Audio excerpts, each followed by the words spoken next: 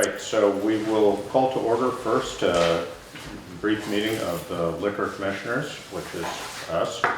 And we are, I'm assuming, looking to approve an application from Jazzmac LLC, which is Jim and Jean McClyman, for a third-class restaurant and bar license.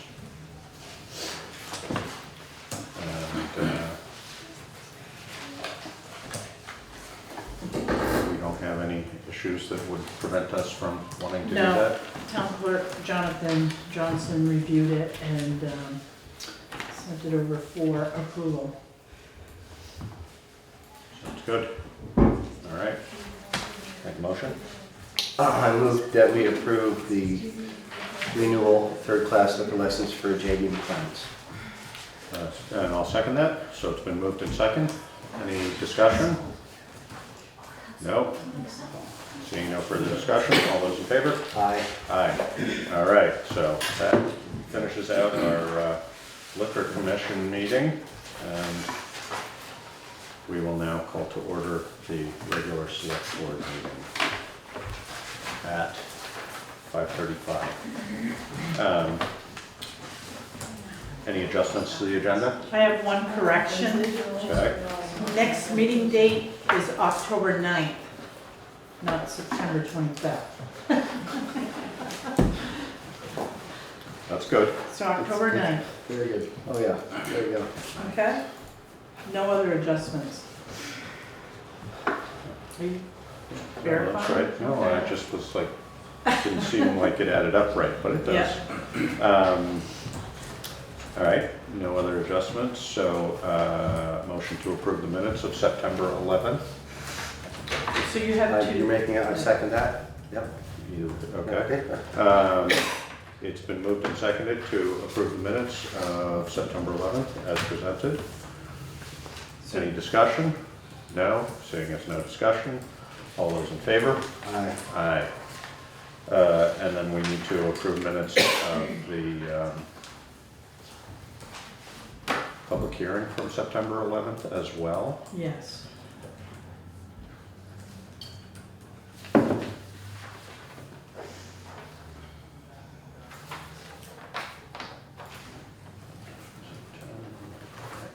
Okay. Correct. Okay, that. So if you want to make a motion to approve those guys as Make well. a motion to approve the, special The Putney Select minutes Board, from- minutes from the special Putney Select Board meeting on September 11th, 2019. And I'll second that, so it's been moved and seconded. If there's no further discussion, then all those in favor? Aye? Aye. Right.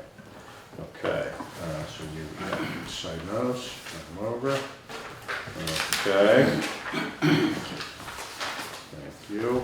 And so next on our list, public comment on items on the agenda. Is there anybody that's here for something that is not on the agenda? What's on the agenda? You didn't read it before you came in? Well, you're here for Turner Trail, right? Yes. Yeah. So Turner Trail's on the agenda, Perfect. so you're all So set. you're covered. Okay, so first on our list is BDCC SeVeds presentation with Laura Sedelia and RT Brown, and I see RT here. Do you want to wait till, is Laura coming or not? I think Adam is actually, who's right behind me, our executive director. You want, we can just put you off until he's there, or you can go ahead. Geez, this pressure. We've got several things, so I don't think. Sure, let's wait one agenda item and then Sure, we can. see what's next. Yeah. Okay. I appreciate So the next item is Forest for Learning boundary line adjustment proposal, and I'm guessing maybe Lionel, you're here to speak to that? Yes, I am. Okay, good. I have a series of maps that will go along with what I'm. I think we probably had, I'm assuming that's what those guys are. Okay, I didn't Okay. give you all the maps. okay. Well, if I I gave you the could important ones. maybe maybe stand here and then pass them to you after I describe them? Sure. Okay, thank That's you. good. And just to be clear, I think this is the previous school forest, is that right, Lionel? That's correct. Okay, yeah. Yes, so just to orient the discussion, Yeah. you'll recall that the school board and the town were both interested in seeing the school forest behind the school be subdivided so that it might not become another asset in the event of a merger. And that subdivision was done, and a lot of work was done. The school board vote was very, very much in the affirmative. Everybody was on the same page, and the intent was to separate the forest, the 164-acre forest, with the intent that it would then become a dedicated forest for educating young people and adults in appreciation of nature. And it has a strong trail network already.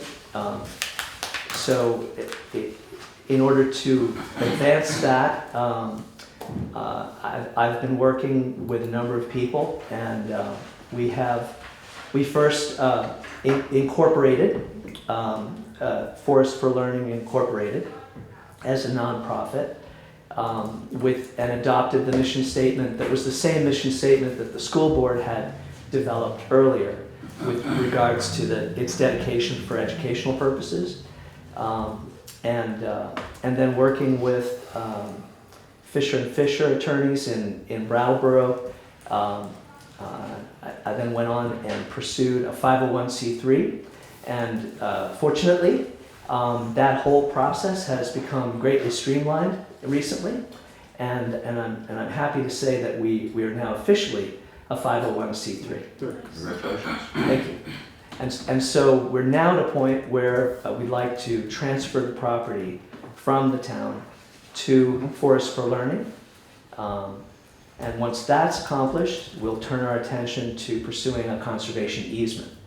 It doesn't make sense to try to do an easement when we don't even own the property. So in thinking about making the transfer, and also in light of some management that we attempted over the summer, we discovered that the property line on the town pool lot side was very unfortunately drawn. It was drawn in the middle Through the pool. of a wetland. And so that first map that you have there with the blue depicted is showing you the floodplain forest. And The blue is the edge of the floodplain. the blue is the edge of the floodplain. Okay. And so if you can find the school, you'll see the pool lot Runs right through the pool, it looks like. is right here. Yeah. So the pool itself is outside of this massive floodplain. That's the pool and the pool building. Right. And this is the road going to the pool, and the parking area is right here. Okay. So the pool, the parking area, and the gazebo. I would call that the pool. And this is the gazebo. Right. That's the pool. That's The flood true. line goes actually through the Technically, pool. It goes yes. through the middle of the pool. You're right. That's right. There's sort of But there's an three elevation change areas. there, so. And I'll show you that elevation in another map. So this is another depiction, just to make it abundantly clear. This is Rumney Fine Silt, I think, and I gave you a description, the soils description. But this is undevelopable land. Yeah. It is prone to flooding. It's not suitable for any kind of development. And so I can only guess that when this 5-acre rectangle was created for the pool lot, that it was done somewhat arbitrarily. And there are no monuments for these corners that we can find either. So I suspect it was more of a desktop exercise where they said, well, let's put some acres with that, and they drew this without really thinking about the fact that the majority of the property is undevelopable floodplain. So these maps are LiDAR. Are you familiar with LiDAR, satellite imagery? And they're quite interesting because if you look, here's the pool, There's the pool. and the gazebo would be here. Yeah. And you can see that they actually filled this in. Yeah, So if you go back to the floodplain, even though it's showing technically that the pool is in the wetland, the fact that they built this up is the only thing that allowed it to work. right. So here's a close-up of that as well, showing that built-up area. Yeah, And here's the trail. yeah, And so this is all a big wetland. And the issue is that we're trying to ensure access. We think we're going to have to do a fairly substantial fundraising campaign to purchase and install a boardwalk, because there's repeated flooding that's happening, and it's really interrupting the school's use of the forest as well as the public's. We have invasive plants. We have a species called wild parsnip, which, are you familiar with it? It's a bad plant. And so I was out there mechanically trying to control it over the summer, but this is something that's going to take several years. And this is also significant wildlife habitat, which really needs to be managed in its entirety. It would be challenging to try to coordinate with the town and say, well, we're not going to mow, or we're going to mow on this date, and are you going to mow on this date? right. So it seemed to the board that it would be best if we moved a line of the property to include the entire floodplain. And so this is showing, it should be this one. There's the school subdivision is here. So here's Kimball Hill Road. Here's the school, and this is the subdivision that was done to separate the school from the forest. And again, here is the pool lot, like that. So it just so happens that this corner is also the boundary between the wetland and the dryland. And so it would be a logical way to do this would be to go off of this corner, stay on the usable land, and simply box it in so that all of the land that is currently being used or could conceivably be expanded on, like if you wanted to make the parking area a little larger or put in something here, that would all be retained by the town.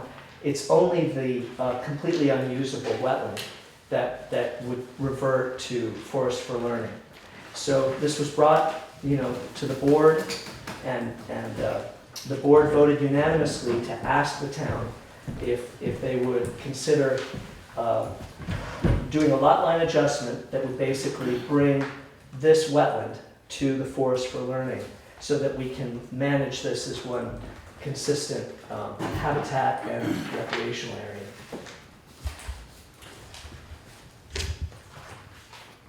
So, sorry, I'm a little confused as to, so who would end up owning, The town would keep that, okay, but it would come over further. but where it drops down into the wetland, it would Right. go back to That this. 5-acre lot would go to this. So basically, it's 5 acres now, Right. 4 acres of it would go to Forest for Right. Learning. This would become the new boundary between Forest for Learning and the town pool, and the boundary with the school is right here. So basically, this would be Forest for Learning, this would be the pool, this would be the school. And you would then plan on moving that path? Would that perhaps be the idea, to move it onto your property or not bother? No, because the parking area is here, and so Right. it still makes sense. Logical to go through The there. kiosk Yeah. is here currently. Yeah. If the town ever wanted us to move it onto our land, we could certainly do that, but it can serve multiple functions. I just didn't know whether that would be more desirable for you guys for any reason, but, This is not a DRB issue? It is. Okay. Yeah, boundary line adjustment Yeah. is the development review board. There'd have to be a survey done. And I have some information on that. Yeah. The subdivision was done by Billy Fitzgerald. Yeah, so we could probably add this in pretty easily. I spoke to him about it, and he's very happy to do this lot line adjustment for us. He's just unfortunately got another tick-borne illness, and he's recovering from that. So he said that it would be challenging for him to have the lot line adjustment survey map in place in time for the next DRB meeting in October, but he's confident that he could get it done for the November meeting. Yeah, November, it wouldn't make it for October. Right. Anyway, because it would be Yes, one. right. Oh, I see. Yeah, Uh-huh. So our purpose tonight is just to essentially get the select board to agree that we think it's a good idea also? Yes, if Okay. you were to approve it, then I think that we'd be able to go ahead and do the lot line adjustment. I've asked Herb Pelletier his opinion. He thinks it's a good idea for what that's worth. Yeah. Um, Yes, Ann? I know Joe Tetra is out still, I think, but I was thinking whoever is managing the pool at the moment, just be sure whatever they, just check in with them, that they have all the room that they need. Otherwise, I would be absolutely for this. I don't think it, well, Joe, does it affect their function or not? No. really? No. Yeah, it No. really Definitely doesn't. over the bank. As long as it Yeah, doesn't. Woods, Yeah, except in that one little corner. right Yeah. there. right, yeah. And that walkway wouldn't have to be improved through the parking lot anyway, because it's probably above the wetland. Which part? Where you walk, right? That wouldn't, nothing would have to change on that. You'd have to build your boardwalk out here. Right, exactly, So that- because this is high ground. Right, So exactly. once you drop down, the boardwalk would need to Go be from there, you know. so would the town have to give you a right of way to cross that, or? When the subdivision was done, a right of way was retained Okay, for this property on over school land. okay, There is no specific right of way that I'm aware of for this property, so Mhm. that's something we could look at as I well. think we would have to. We might. Yeah, probably just to, Keep it clean. yeah, exactly. Yeah. No, and that's sort of why I was asking whether you might Right, move around there, is just, I mean, this is not exact, is that right? It's not a surveyed line. No, it's not a survey Right. line, but it's quite close because what this aerial photo is showing is a There's sort a of little bit of a ditch. a little bit of a tree line. Yeah, And yeah. so once you get past that, you're in the drink, you're in Yeah. a swamp. the only other thing I'd check too, Josh, is so if it's 1 acre lot, I'd have to check to see what Zoning it is, yeah. If it's in the village, it's okay. I think it's village or rural residential perhaps. It could be a 2 acre, but if it's all wetlands and you can't do anything with it, it may not make a I mean, difference. that would be a variance that would be up to the DRB also Yes, anyway, yes. so. So, That you just want to ensure that, I mean, that Yeah. would be, make sure you communicate that to the DRB. but, Otherwise, sounds reasonable to me. Yeah, absolutely. Yeah. So, so that would require an attorney for. What, the no, right of way? No, actually, I don't think we would need it, well, maybe for the right of way. But as far as the boundary line adjustment, the DRB, if everything is met, they could approve it. as long as there's a survey, I think the survey is Right. clearly the missing Yeah. part. Yeah. And we have funds from the school Right, board right, for the former district to get this, um, yeah, for this work. Yeah. So we'll take care of Yeah. the cost of it. sounds good. All right, so Yeah, I think I'm good with do that. a motion on that. So, I mean, we can't formally approve it because we don't have the jurisdiction to do that, but I think it should be we heard. would make a resolution to approve a lot line adjustment contingent on approval of the DRB Yeah, as related to the Putney Pool. So moved. So moved. Second. It's been moved and seconded to approve a lot line adjustment based on approval by the DRB. If there's no further discussion, all those in favor? Aye. Aye. Okay, thank you. Good, thank you. Thank you, Lionel. Will there be discussion tonight about the town forest properties?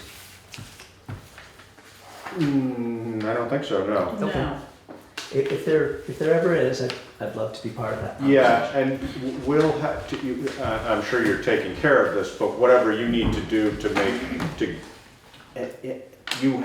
you have the paperwork and everything on the 501c3 at this point? Yes. Okay, so I'm not sure what the legal steps would be for us to now turn the land back over to you guys, but we should start exploring that, because it would be nice to do that sort of whenever it Yes. makes sense. Presumably, if the DRB approves the lot line adjustment, then we would rewrite the deed. Yeah, And then once that was done, then it would be appropriate to transfer the property, okay, sounds And the good, funds back over to, correct. the remaining Yeah. funds, Yeah.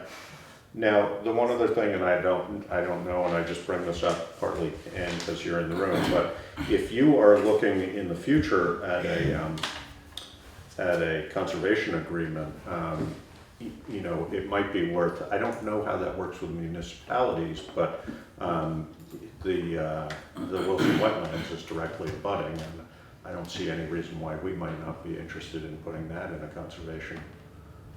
Is there no easement on? I don't think there is, Ann, do you know? There's no conservation easement on the property. Right, so I don't, whether that would sort of, I mean, I'm guessing you won't have a hard time getting a conservation easement on this anyway, but if there were any benefit to us and or you to looking at it, I don't see any reason why we wouldn't want that, and I would leave that up to the Conservation Commission to explore that and think about that, but, you know, it's always nice to have conserved land adjoining conserved land, so. Yes, And thank you.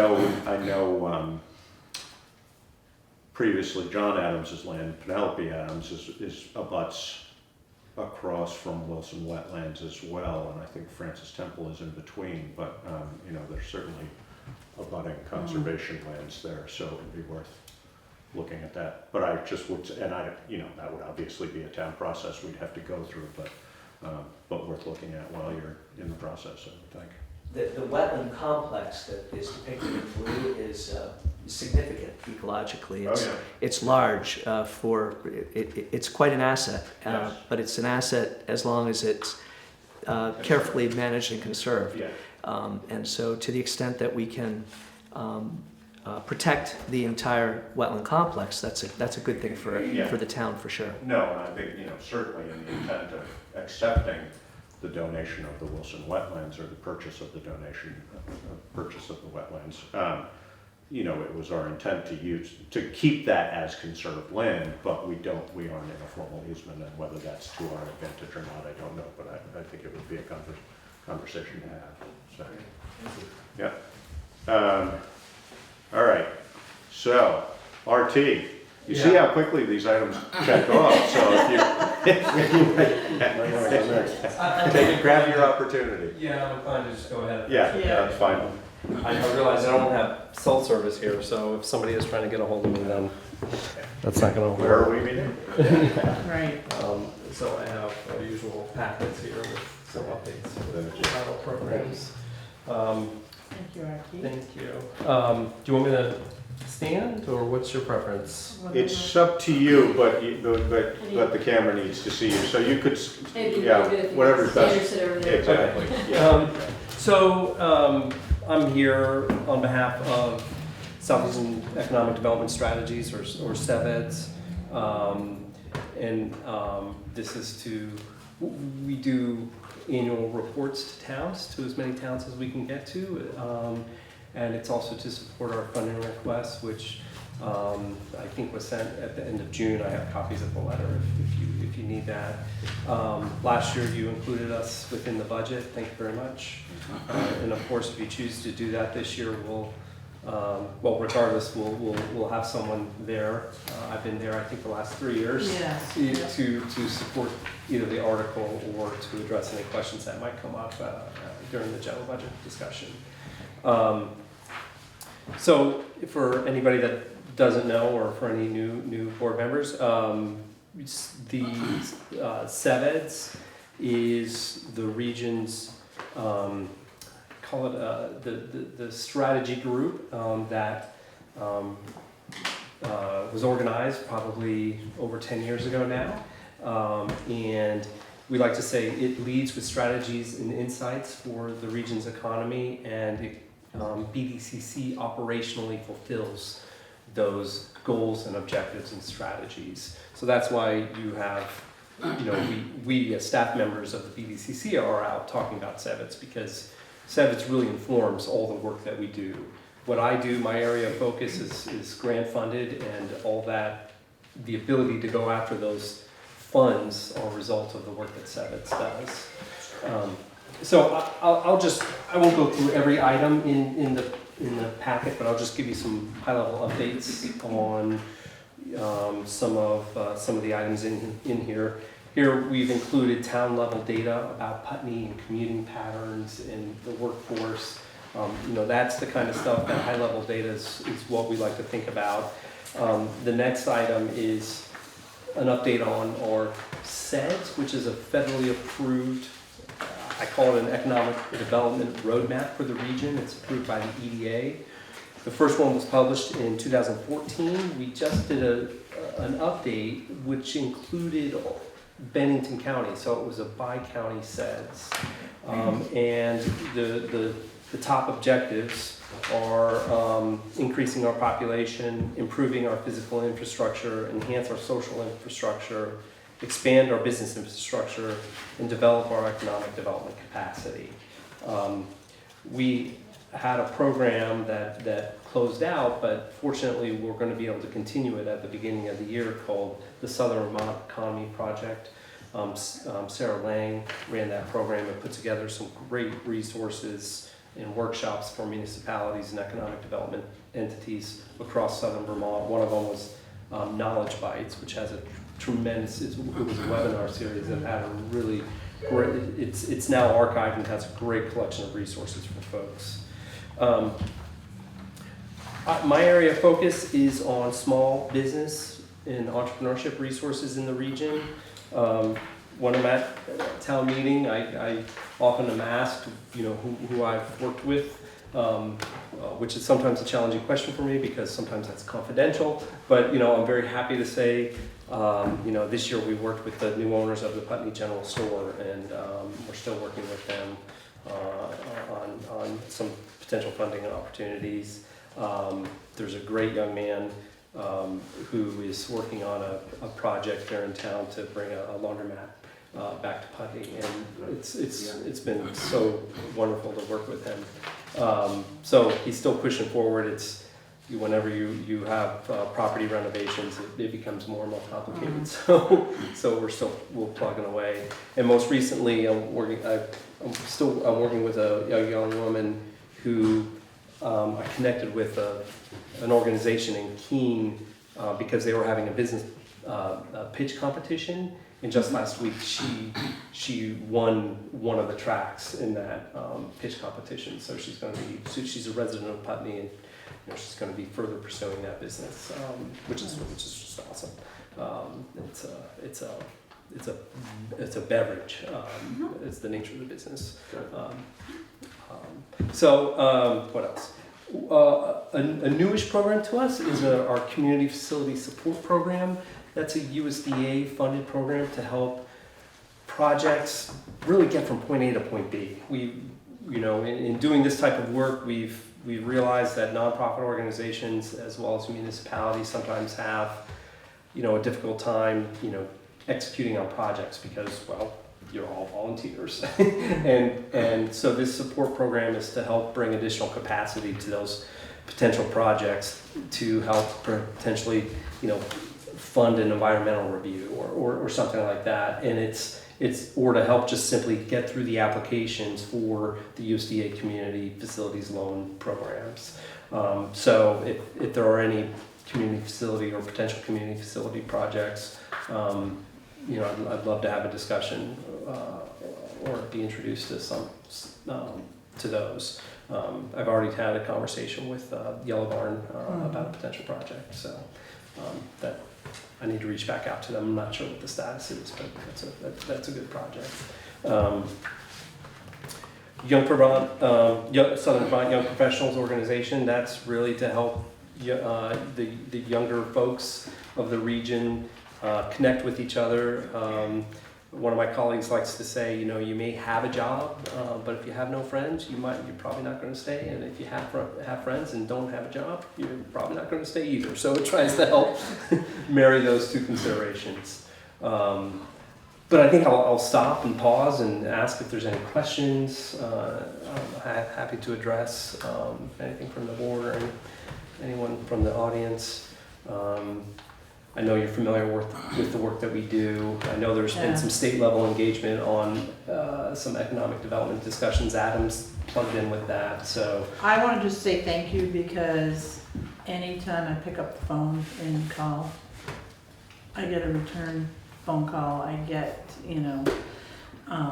results. no, that's good to hear. So, and you're helping well, not many, but, a handful of people in town. Yeah. And I appreciate you working with the town of Putney. Thank you. I do. It's a joy. It's what we, it's what our passion is. So No, I like to connect people to you thank you. and not be in the middle of that, because there's a lot of private and confidential information that I'm not willing to Sure. discuss. Yeah. So thank you for everything that you're doing. Yeah, I appreciate that. Yeah, we certainly don't have the resources. I mean, we've talked about this at town meeting over the years. We Right. certainly don't have either the economic or, informational resources to be helping people with that kind of stuff. Yeah, on our and own. that's So, if I can leave with one takeaway. Again, my area of focus is on small business resources, but no one town has the ability to think about themselves how to deal with the population decline in the region. So if we can help, we live in a shared economy. Your residents are commuting elsewhere to work. Some are commuting in, but I think more are commuting out. So that's our region. We have a regional economy, and that's our area of focus. And as long as everyone else is doing well and we're putting programs in place that can help others do well, then the region will grow. yeah, and then certainly one town in this area is not going to do well without the support of the other towns. So the Right. regional aspect is huge. Yeah. Exactly.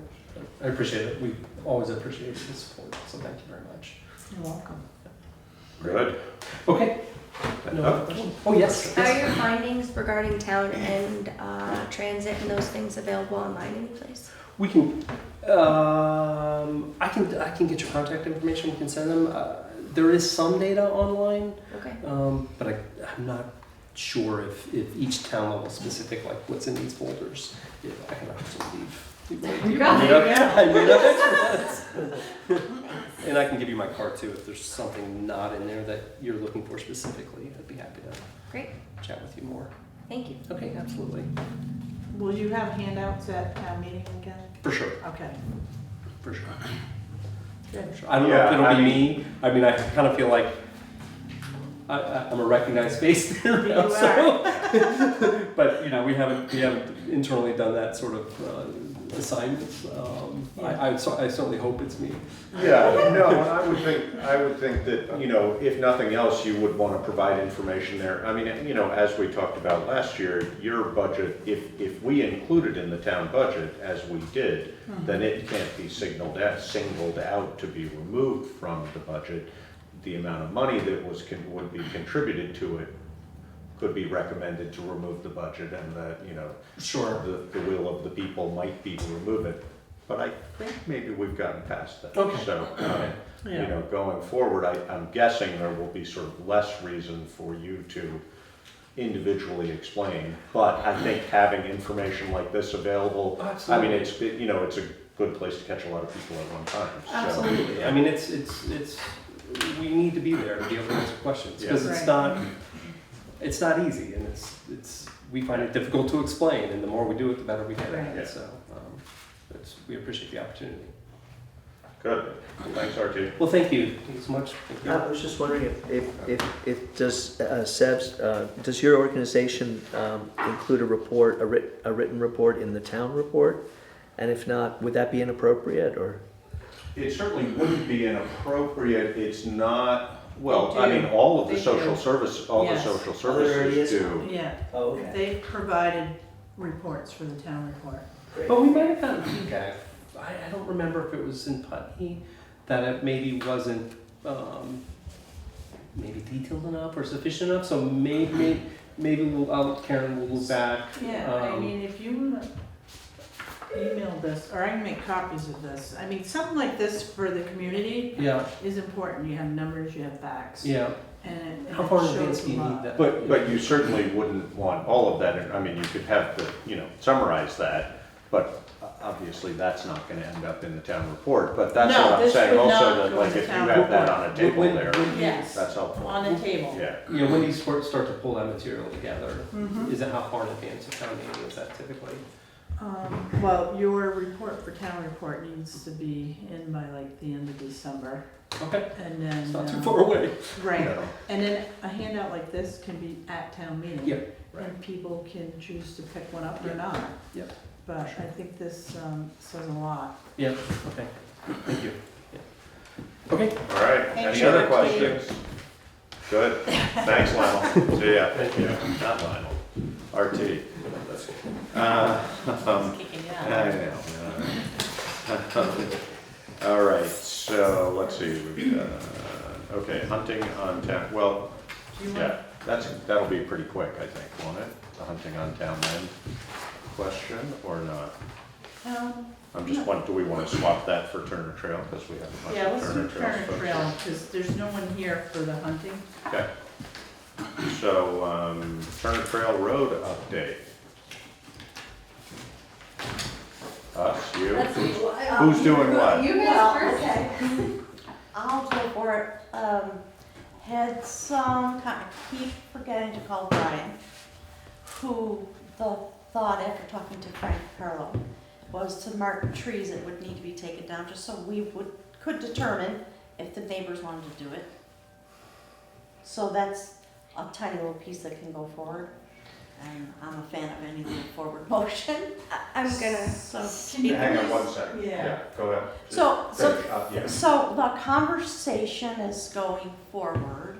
Mhm. There are some people in agreement, there are some people not in agreement, that's a concern to me, because I'm in agreement. Mhm. You know, just like anybody on either side of the fence. So we continue to hopefully have discussions about that. Karen was gonna see if there was any funding available, and because the town is planning on pushing the road all the way through, the cost would be spread among 14 properties, and we were thinking how many? 5. So 4 or that- 5. That's a comforting notion, but also disturbing, because the estimate that we got is just for the top side. So if the road's going down all the way through, that's gonna, That was discussed, but it's not a done deal. okay. So there's a lot lack of going on clarity? here. Here, I can start. So from the update would be that we got we got an estimate. It was $140,000 to do just our section The from. first half mile. Yeah, the first half. Yeah, just pointing it. To bring 140,000 to bring that Yep, road up to not class sub- 3. Yep, and then Huh. That's what I said. less the tree work. We would do the tree work. So we talked amongst neighbors and things like that, and the people that are all living on the road that have direct access that are affected by the fact that there's the terrible conditions during the winter and the mud are all in agreement. But there's the issue of money. That there's not even though it's to some families it's always only $100 a month if it's a 30-year note. Oh, that some families are like, okay, great, yes, I would happily pay $100, $70 a month for the next 30 years to know that my road is set. And then some other families, there's an elderly couple at the end that's like, absolutely not. It varies between different households that are affected by it. Can I And stop you there? yeah, please. Hi, Yes. I live on Pine Banks Road. My property abuts both Pine Banks and Turner Trail in Terracastine. And I and my husband are here today to say that we learned about this project last week, and we're not for it. To get that road up from a trail to a class 3, you would have to move our well. You would take away a lot of our property. And I don't think due diligence has been done in this process. There's a petition that has not been warranted. Oh yeah, to we're in the you guys. very beginning. There has not been sufficient notice to people that are affected. I've done some research here at the town office, and the people who have property on the Pine Bank side, our property deeds all state that we own halfway through with a right of way through that Turner Trail. So the easement is held by you guys, and you're, I guess, can take it or upgrade it as needed. But to put that cost back on families when you would take away the property to then have me pay for the property. Well, So, technically, we and wouldn't I take. have to move Yeah. my well. I mean, I think there's a lot of considerations here that need to be reviewed before this, and do an actual survey, not just mark trees. Yeah. Because there's like huge steps of process that have been overlooked in this discussion. Yes. And I would really look to the select board to put this on track to actually be in compliance with the rules that are stated with not only your town stuff, but also the Vermont state laws, so that this is being reviewed appropriately, and people like myself that are going to have to employ a lawyer if this goes forward to get that in the works. Yeah, I would just say, and I'm speaking out of my depth here, but I would say that first off, it is not true that, I mean, the road boundary lines, et cetera, are select board purview. Beyond that, almost none of this is select board purview. So very little of that homework that you're saying should be done would actually be done by us. That would be done by a group who was deciding they would like to do this and then bringing it forward. Right. I think that just in the nature of how you're hearing it, it sounds like it's a lot further ahead than it is. Correct. I mean, the this email is- I got was that it's starting in the spring, and I Right. haven't seen any due diligence here. So So in your Yeah. packet is a kind of cheat sheet on what needs to happen. Yeah, So yeah, I mean, Karen and I have spoken, Can I talk about the due diligence? This started as a very casual meeting between a few neighbors right, at the end of last winter or something, Yeah. of the people that were affected directly by plowing and mud season. It was very casual. It was not, there was no exclusion or anything like that. but it's my property or discussion. No, we And weren't talking one- about your property. We were talking about how are we going to deal with the fact that our road is crap. And we But talked the road about. is my property. It's in my deed. Okay, So there. I'm not yeah. against you, is what I'm making it clear. I'm wanting to make my life and my neighbors' lives safer. So, and you're my neighbor, so I'm not against you. and I would say, and again, this is out of our, well, somewhat out of our jurisdiction. Well, I fully understand that based on what I've read, right? Right, so, my guess would be, for example, if your well had to be moved, that would actually be something that would have to be included in the cost of doing a project like this, and then therefore that would be, divided amongst the people who were interested. So, I think that a whole lot more research needs to go into it, and I think that, yeah, just, I mean, because half that road is my property, so if you're talking about putting it to a class 3 road with ditches, that's gonna significantly impact my property that I own and pay taxes on in And Putney. then at the end, they're gonna have to do a 90-degree turn instead of the And it's gonna take, 180-degree turn that it is, so it's Right. gonna lose a lot. I think the Yeah, first there- step is an actual survey and a review of who owns the property and. Well, or even before that, I would say, you know, a full meeting of all the people who are interested parties. And I don't know whether, you may be talking about this, Ann lives on Warden Road, and Warden Road went through this process many years ago. And you did? I wondered whether you were. So you weren't there when that happened? I missed all of the conversations, but I ended Well, up with it's the not tax fair to burden say. when I bought it. I just was wondering if we get a very clear, it might be a good idea to clarify exactly, you're obviously starting from South Pine Banks. How much of the road are you considering trying to bring up to class 3? Because when I hear downhill, I get very worried. The estimate is, Yes. the estimate is to the last house, which is 0.8. It doesn't go in, the estimate didn't include the area that has the, Stage road. that goes through to Old Stage Road that you had the concerns about, that is a passageway for wildlife. Okay. It doesn't include that. And the Turners think that's it? Well, your portion last of it cabin. doesn't include. Well, Yeah, where okay, we no, that's, started. that helps clarify. Where we Thank started. you. Didn't include that. Where we started didn't include that, Yeah. but, so well, our last time we were here, it was go get a survey, go talk to your neighbors. Not a And, not a survey, sorry, go get an estimate and talk to your neighbors.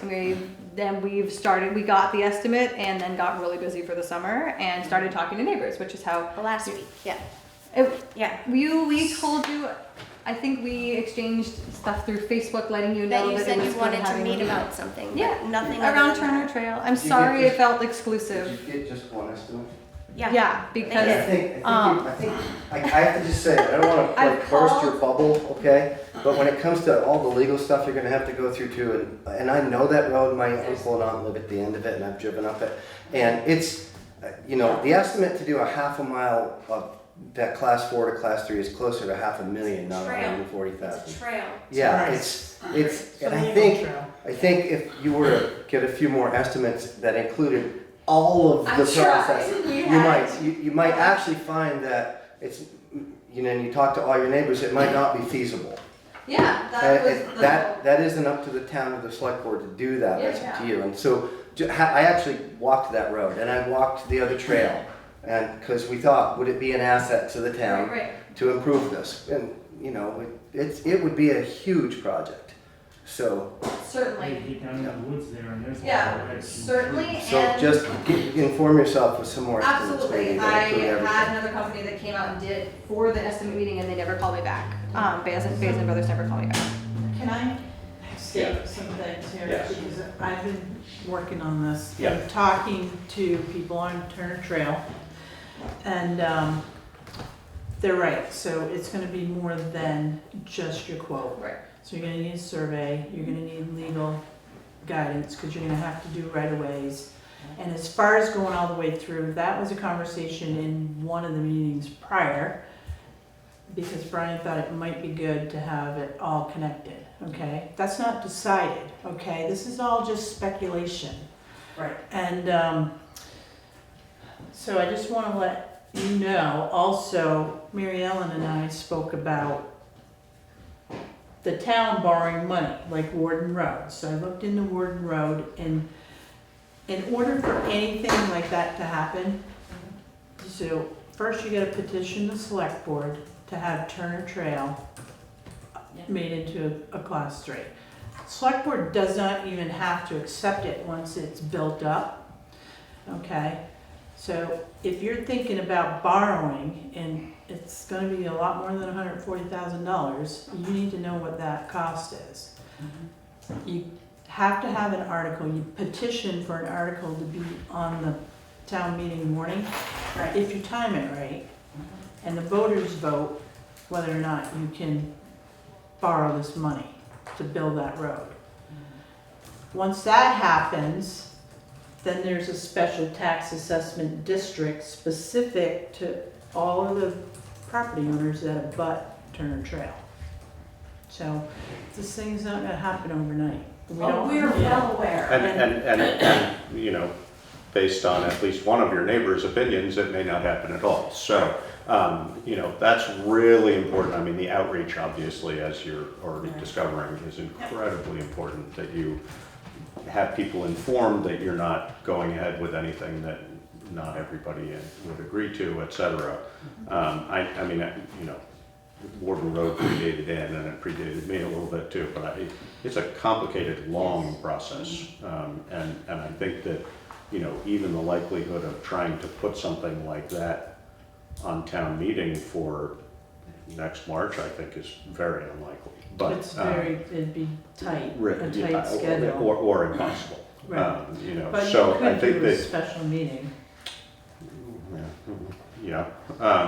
I think that, you know, the first thing to do would be to really get a group together that is all talking about the same thing and making sure everybody's informed and that everybody has an idea of what it might look like and what sort of percentage of the numbers of abutters are actually interested in doing something like that. Because I know a number of the abutters, there aren't residences there either, and whether those people have been informed, whether they have any interest in supporting it, et cetera. So I think that's really where you should sort of recite yourself back to. I completely agree with David that, you know, there's two things about the estimate that you have. One, I think you need more estimates. Two, it would be, there is no way I personally could approve an estimate of the brother of our highway superintendent being the only bidder on a project that was going to be adopted by the town. Not going to happen. Called 5 different companies and 5 of them were supposed to show up. I know. No, I'm not. Keep trying. I'm not faulting you for that. I'm just saying that, you know, I mean, especially like if we're going to the municipal bond bank for a bond, et cetera, never going to happen under my watch. That's for sure. So, and you know, Frank, nothing against Frank. He's great at what he does. You know, more than happy to entertain a bid from him in the process if you guys do that. I mean, not me, but you know, he's certainly a valid bidder. But as the only bidder on a project like that, there is no way we could follow through on something like that. So, just you know, so that's out there. So I think, again, you know, getting people together to make sure you're at least having the same conversation and start talking about, and then, like David said, the expense is one of the road, but also, for example, if a well needs to be moved, that certainly is not going to fall onto one landowner to make a move, to, you know, have a change like that. So that all of those, and there may be, you know, I have no idea, you know, it may be the only one, but there may be 6 wells that need to be moved, and all of a sudden the price goes up by double.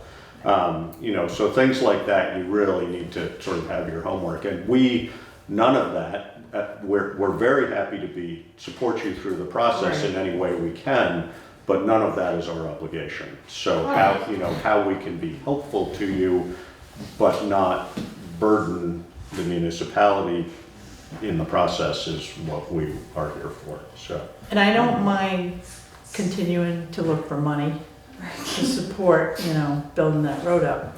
I can go to Wyndham Regional and talk to Mark Pickering, but well, I just can't promise the money's out there. Absolutely. So right now, you can finance on your own, or you can go to the voters with. But I wouldn't even put that horse in front of the cart yet. You're a long way away Right. from looking for Yeah. it. Ducks in a row first, But- yeah, no question, yeah. But those are options for financing. right? Potentially, Yeah. but Part of the yeah, challenge is, we're still discovering what the questions are. exactly. Right, right. Yeah. So that's the phase where we're at. We're just Yeah. trying to work in that direction. And I think in the Contact an attorney Yeah. for a price. yeah, well, I think in the interest of not coming across, and I'm not faulting you for this, but you know, the enthusiasm is great, and that's great. But if it's not shared by everybody, then that's gonna be a disadvantage to you going forward. That was going to be my question. So is there a percentage of people who would incur this cost that have to be on board in order for it to move forward? I have no idea. I mean, That's the kind of thing that you would, I think as Karen's, you know, there would, it wouldn't fall, I don't think any of sort of the legal aspects of that would fall to the town. Because that for all practical purposes, my guess would be that you are forming an association to think about, but I don't know. I mean, I'm throwing out a term that may not be accurate, but I think until you have all the neighbors in agreement about what you're trying to do, even trying to take a first step is probably not realistic. I mean, if in a scenario where all the neighbors get together and everybody says, yes, we'd love to support the process through moving a well and, making up for lost land, et cetera, if that's what needs to be done, and that sounds okay to you, maybe you're moving forward. But that's a long way off from the sounds of it. So I think you gotta step back quite a ways. Right, for sure. We had originally, we were looking at the price of this and splitting it by 5 just by the people that were most invested in this and because it was their effects.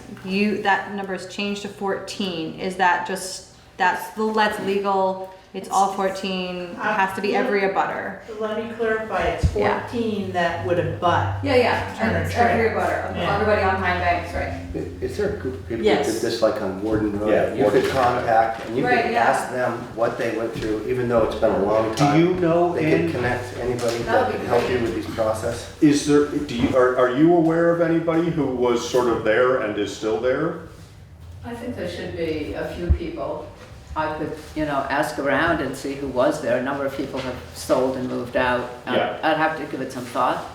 There's Morden Road. And, And is this sort of the whole package on Wood Road? What year did that happen? That was 1979 is this letter, that so. was before Yeah. I knew Steve. I had It was friends on the road. 75,000 to do Warden Road, plus another 25 for, In 79, yeah, 40 years ago. yeah. Yeah. Let's see how many abutters. Yeah, it's a lot, Yeah. but it's not that many more that we're looking Right, at right. up here, so. Yeah, I wish I had better advice to you as to where to start. I'm not really sure. I mean, that, Can Can I have a quick question, Yeah. Karen? The 14 abutters, Yeah. does that include everybody all the way through down Stagecoach? So if we choose not to take that on, and then we're just a group of whatever, Yeah, maybe 6 or 8. 8, well, it would, Maybe 8. is that still feasible? In your opinion, is that okay, so to speak, with the town? I'm- Because adding that many more people just orders of magnitude of potential. social discourse. Right. and Because I, they don't only wanna have deal with it. access through Old State Road. There's only like a couple. Is it class 3 to the end of the trail? Yes. Okay, so then I think it's No, just Peter's. it's class 4, as it is now, it's a trail. Right, no, I meant Old Right. Stage. it's a trail. Old Stage Stage. is No, town they're a maintained road. until the dead end. Until. Yes. John Probably says. is, Right, they turn around, John Curtin's right about. John, yeah, Yeah. is the last Yeah. house. Yeah. Back up, turn around, John. Yeah. I have So I think a it's just serious Peter's objection to stand. looking at doing the whole Turner's Trail based on the tracking that we did through the winters. You Turner's mentioned- Trail in general is a major wildlife crossing. And the section that has no houses on it, which is really a mess, tracking that was Yeah. so hard. It is nothing but sheer ice in the winter. So But it's there are Turner certain Trail. areas where the animals do cross, and that shows up as a, one of the most heavily trafficked wildlife crossings that we need to keep open to get the animals moving east to west. And I don't know if John would necessarily, they've got, Old Stage Road has a pretty good road, and they're plowed out, and I have no idea why they would want suddenly to become a through road. I don't know if anyone's spoken to them. It would be the town that might be. It's the But town. I I think we're putting the cart Right. way. Okay, but I just want to way clarify here. that these This folks is- are talking about stopping before that area, and I see absolutely, I think it would be a disastrous kind of Well, thing to try. But if And they're, also if they're ill-advised. forming a group of people who are interested and there are abutters to the road that are, even if it's only the next property or two, all of those people need to be informed about this process. Right. And, if, you know, if some of those are strong supporters because it gives them access to a piece of land they didn't have before, then this becomes a more important conversation. But again, I think that that interest needs to be taken into account, given the expense I think that we are that's, talking about. Yeah, no, And then- I'm not disagreeing with you, and I just think we're. Yeah, I understand what you're saying, but whoever might have bought a lot there knew the condition of the road and that it was a trail. And if they want to pay for trying to make a road out of that section. But anyway, I just wanted to make sure that that was on the But they're table. landowners and they're entitled to know if something like this is Right. going on. So, or potentially, and you know, it's not going on. It potentially might go on. So I don't know whether, have you talked to you, I saw something that you had been in touch with Garrett, but hang on a second. Okay. But not about this. No. Garrett Baxter. Well, Because class that four, might be a I place to. clarified the class 4. Right. So just, can I add to, so any legal trail, for any development to happen on it, any new development, it has to be heard in front of the Development Review Board. Right. So, I mean, that limits that area too, because it is a legal trail. And I know there is 2 lots up there that are owned by one person, and there's nothing on them right now, but if he ever wanted to sell them, and Right. That's He wouldn't my be able to- point. I mean, it he has may to not be be able to restricted. do that. He's That's right. restricted right Hang now on one second. because of the zoning bylaws, Yeah, so. okay. And, My point was that what these people are proposing does Right. not impact, no, I know, but. does but- not No, not I impact the people who own I fully the understand lot. what you're saying. down I here. think everybody Right. does understand. Okay. But if you're going 2/3 of the way out a road, and, you know, if I was the landowner of the next parcel past that 2/3, and I had a financial interest in saying, okay, I'd love to be part of this in order to bring the road to my property, then I'm entitled to do that. So, I know you're saying you don't want that to happen, and I totally get I'm it. also saying But- that these people are talking about the safety of people already living on the road, which I But that's find not in a relevant. different. I'm talking about a landowner who owns a parcel of land, and if there's gonna be access to it, it affects their parcel's value. And they need to know that. I mean, you They have to be can't. informed. Exactly, They have that's to. all I'm saying, they have to be informed, and I'm not saying they're Right. entitled to changing that road or doing anything else, because that's not up to me to say right here and now. And we as But- taxpayers are gonna pick up the maintenance of that road now, which we do not have. We get state funding from the But that's also, I mean, part of the process for that would be, you know, way down the road. This whole Right. question that Karen brought up of, you know, even if they upgrade this, we're not obligated to take it over as a class 3 road. Correct. So, you know, these are things that are way down, like, way down the road. Okay, So, just want that on. yeah. But, yes. I'm just wondering if we're reiterating things, and it is not in contradiction to that, but I'm just wanting to reiterate that this is about health and safety for the people that are on that road, and that yes, in contrast to money, we're trying to figure out how to get our families to be safer and to have the possibility of, if there was a time during that crazy storm where Pine Banks was down, Quarry Road was down, and if there was a road that went from Turner Trail over to Old Stage, there might have been access there. Right. And an ambulance could have gotten in if a tree fell on my house and a fire started and my toddler had an Yeah, emergency. God forbid. So I'm wanting to make it clear that this is not about money. This is not about inconvenience. Like, oh, it's muddy, it's icky on my shoes. It's a health and safety concern, and that's why we Yeah. started this whole process. Yeah. And that's all I'm just trying to clarify. And I would have to guess convenience as well, because convenience is awfully nice. It's but, true. I mean, the people at the end of the road that put it in, they hiked in for the first 10, 15 years they lived Right, there. exactly, Yeah. yeah. So, And with their feet created a trail.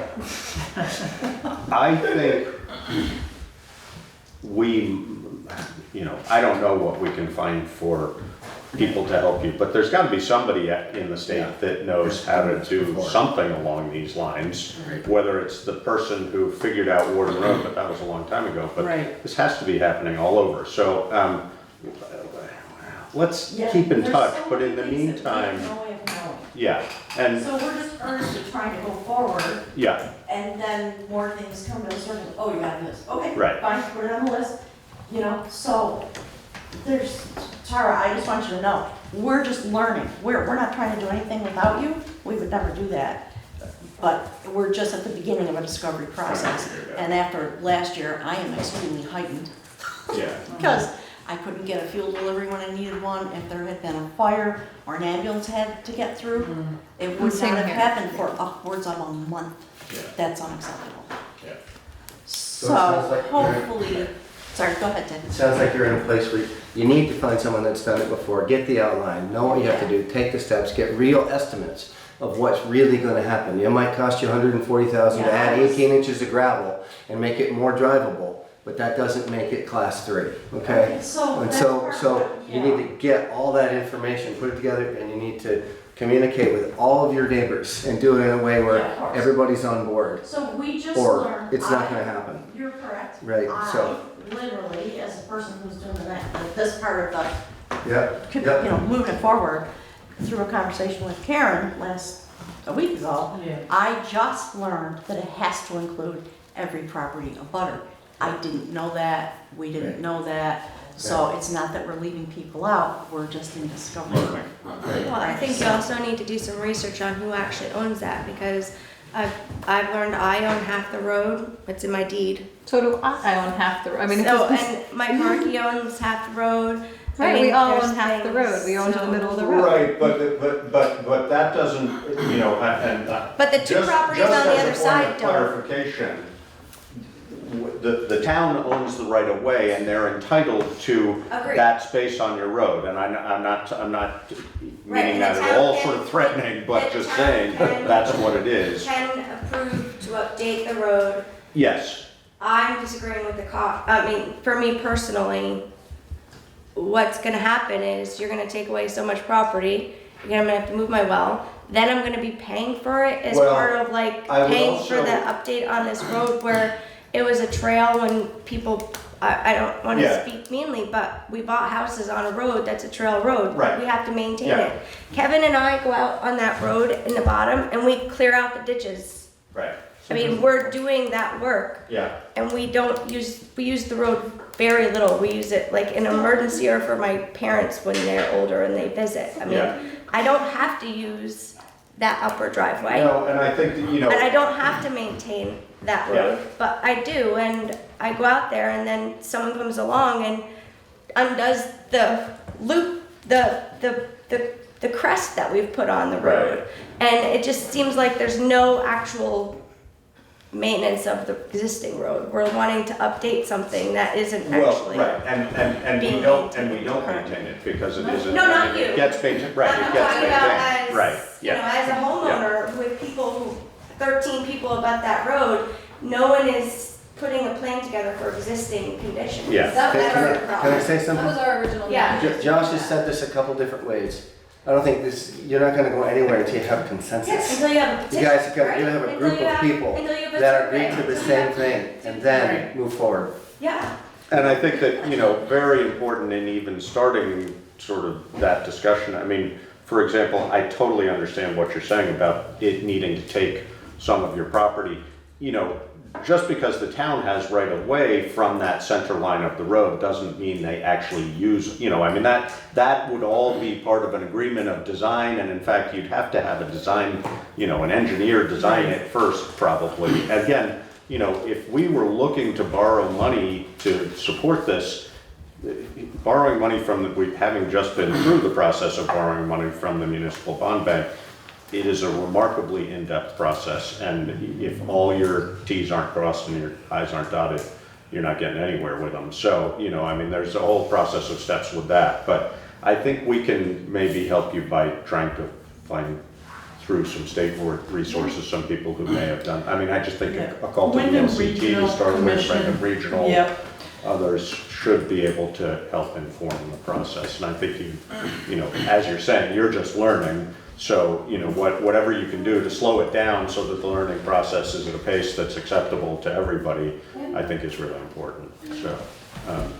And I also totally agree with you that, you know, I mean, I agree with that. You know, but, you know, you're saying, you know, that it's unacceptable when it's like that, and I get that, but you did choose to build a house on a class 3 trail, so that, you know, that's not, and I'm not faulting you for that, it's just a reality. I'm sorry, a trail, yeah. For a moment. Yeah, Because I was told by the town manager, when I decided to build there, don't worry about the road, because the town's gonna take it over. It might take 15 years. That- It was not, no, not Karen, we're talking about 25 years ago. Okay, so, because I had all these concerns, or 25 years ago, you're off the hook. Okay. So that was my expectation, that there would be some numbers of years, it would probably be 10 or 15, and okay, I'll suck it up. So communication is so fraught with difficulty all the time. What I think I would like at this point, if we can get it, and I apologize, it's more work for you, is a clear, delineated, these are all the things you need to do. So we can just start doing them. And we don't know what the things are. Right, it's Warden Road. Okay. I will email you this list, okay? I created it for select board as a cheat sheet. Thank you, That's amazing. and that's a start, and, Yes. and, you know, again, thank you to Karen, because in Yeah. fact, she probably could have said, that's up to you guys to come up with a list, come to a list and bring it to me. No. I don't know how this works, honestly, but, you know, it's not at the point where the select board really should or needs to be involved yet, so, Right. and we're happy to try and help you, but that may be 2 years from now. We're actually helpful. And so. once there's a petition, then they're gonna have to act. Right, exactly, that's a different story. Yes, For the video record, could folks state their name? oh, yes, Yeah, no, I please, didn't you hear want to that. hang on the crowd and if Sure, everybody can Corin Kennedy Spielman. I'm Mary Ellen Britt. Tara Castine and Kevin Castine. Thank you. All right, so we haven't been very helpful, but it's all a process. I'm so sorry, thank you. I looked, I Yeah. didn't see it, I couldn't find it. Really? Yeah. You guys are killing me, you know? It's in there. I had this one, but anyway, we'll review that, but you'll I'll either make sure I email it or to you, get. and I can email it to you too, Kara. Yes, please, because I'll Okay. forward it to my I'll lawyer. send you a whole list of all the people that are people that are already on this. Yeah, And that list will expand as soon as we can. and I'll touch base with some connections, see if there's resources financially.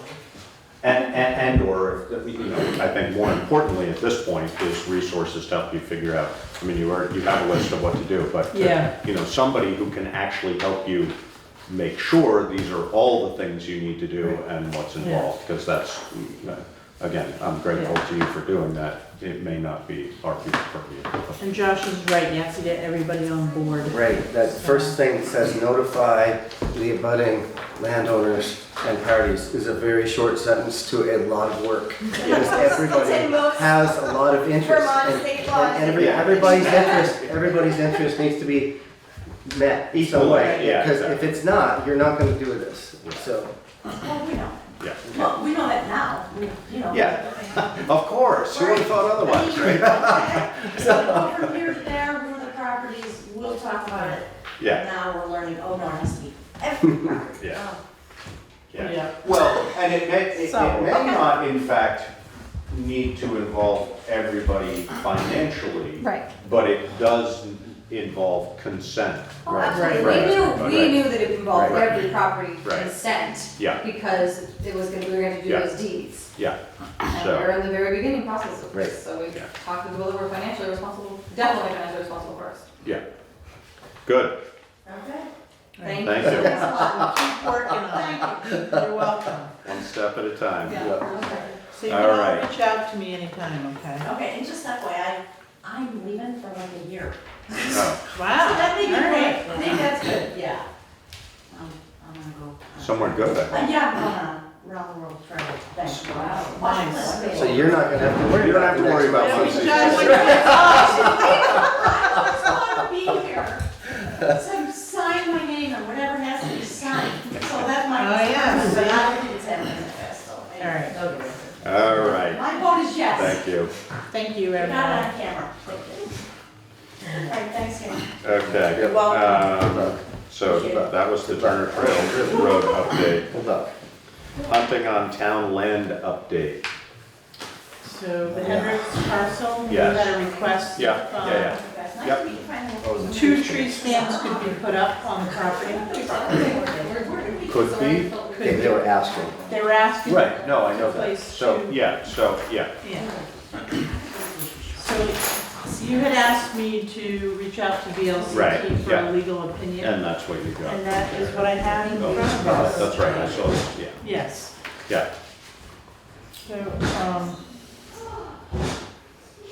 So what's your interpretation? My interpretation is, I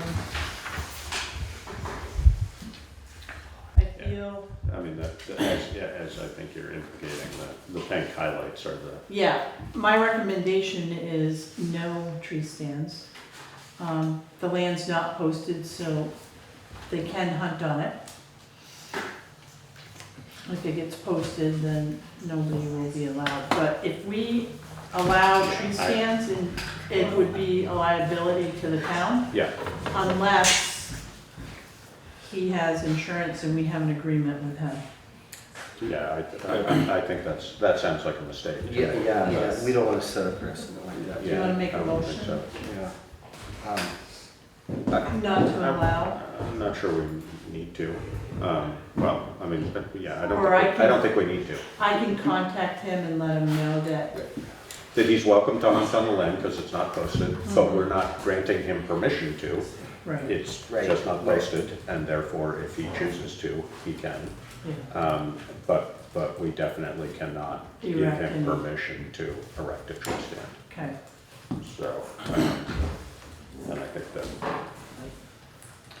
Would does that, that sound right to you? yes, and would that follow all the public land the town owns?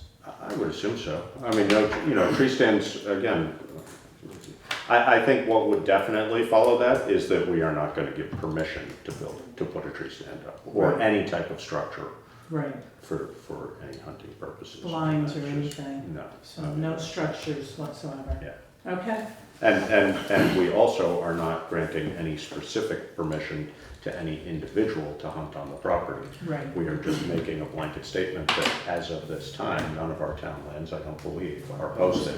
Right. And therefore, the public is welcome to. There was a lot of The well, it is, that's right, okay, yeah, I forgot about that. But so, yeah. Do we want to start some? this town forest too Yes. is posted, right? Which, technically, right now, I guess Yes. we own that, don't we? Yeah. So, yes, okay, so I misspoke. It's So some okay. of our lands are posted and some are not. The ones that are not posted, people are free to hunt on because they are not posted, but that is not specific permission from us, it's just based Right. on Vermont statute that Correct. unposted land can be hunted on. So, if that wasn't totally clear to everybody, it wasn't clear to me. Makes perfect But- sense. Exactly, vague is good. Yeah. No permissions granted. All right, so somewhere I had my, Equity and Inclusion Committee update. I'm assuming we don't have, Laura wasn't able to make it, she had an emergency. but I did see that there was a posting for a forum. There is a Thanks, Lionel. timeline, there is a timeline in your packet that she Yeah. wanted me to pass out to Yeah. you. So, Friday, September 29th, from 7 to 8 PM, there will be a public forum at the Putney Public Library to discuss mission, creation timeline, potential charges, how to submit a letter of interest, and questions from attendees. Anyone interested in the Equity and Inclusion Committee should attend. October 9th, Select Board discusses candidate selection and follow-up. We do have a few names of people interested in serving on the committee. October 23rd at 5:30, final review and appointment process. Committee will officially form and be contacted to set date for the first meeting.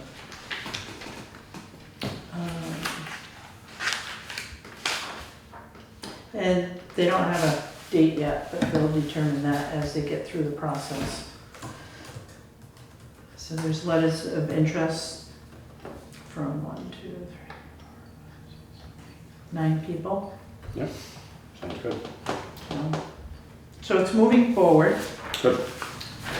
And she's posted this on the Reformer, Commons, Putney Front Porch Forum, Facebook, Root Social Justice Center, Instagram, Putney Central School newsletter, email to the schools in Putney, and email to various email lists, the local folks. So she's reached out to quite a few stakeholders here. Sounds good. Karen has a question. I was just gonna Sorry. say, Sorry, I know Tara. as part of the school board, there's an equity commission as well as part of the Wyndham Southeast Supervisory, the new union. So you might want to make sure they get a copy of that as All well. right. Thank you. Thank you. I think I know at least one of the people on this list is Ann Beekman is the Yeah. chair, I think, Vice of chair. that, vice chair, so, but yes, thank you.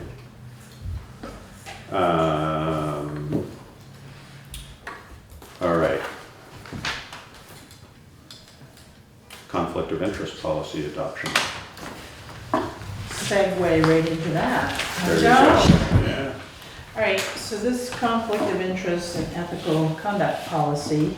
And this is sorry to interrupt right away, but we have not had this before, is that correct? No, Not that we do not that not. we're aware of? We do Okay. not have a conflict of interest policy.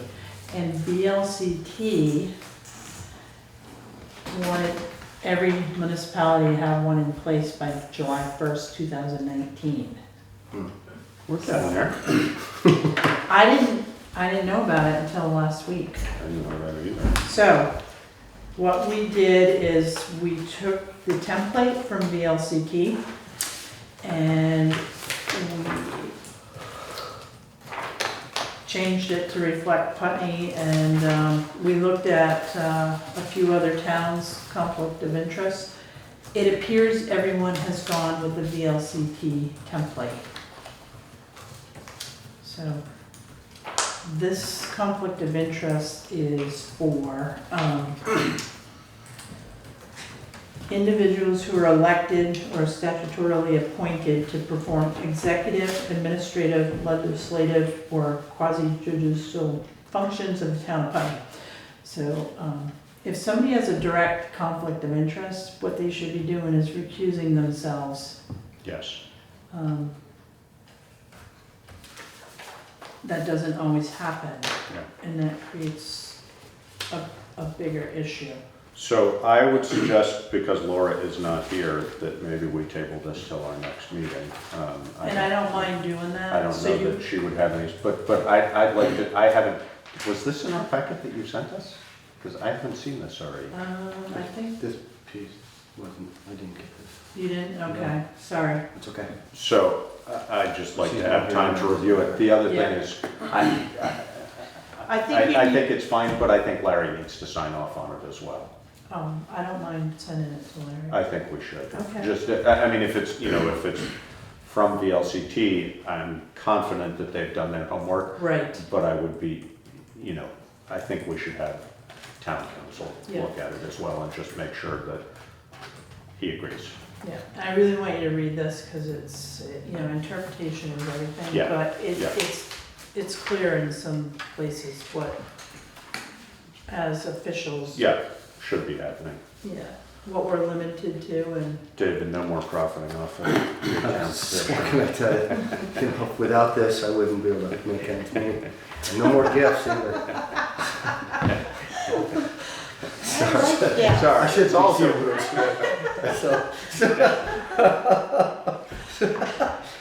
Oh, man. All right, so I will send this to Larry for review. Oh, and there's a guidance document from,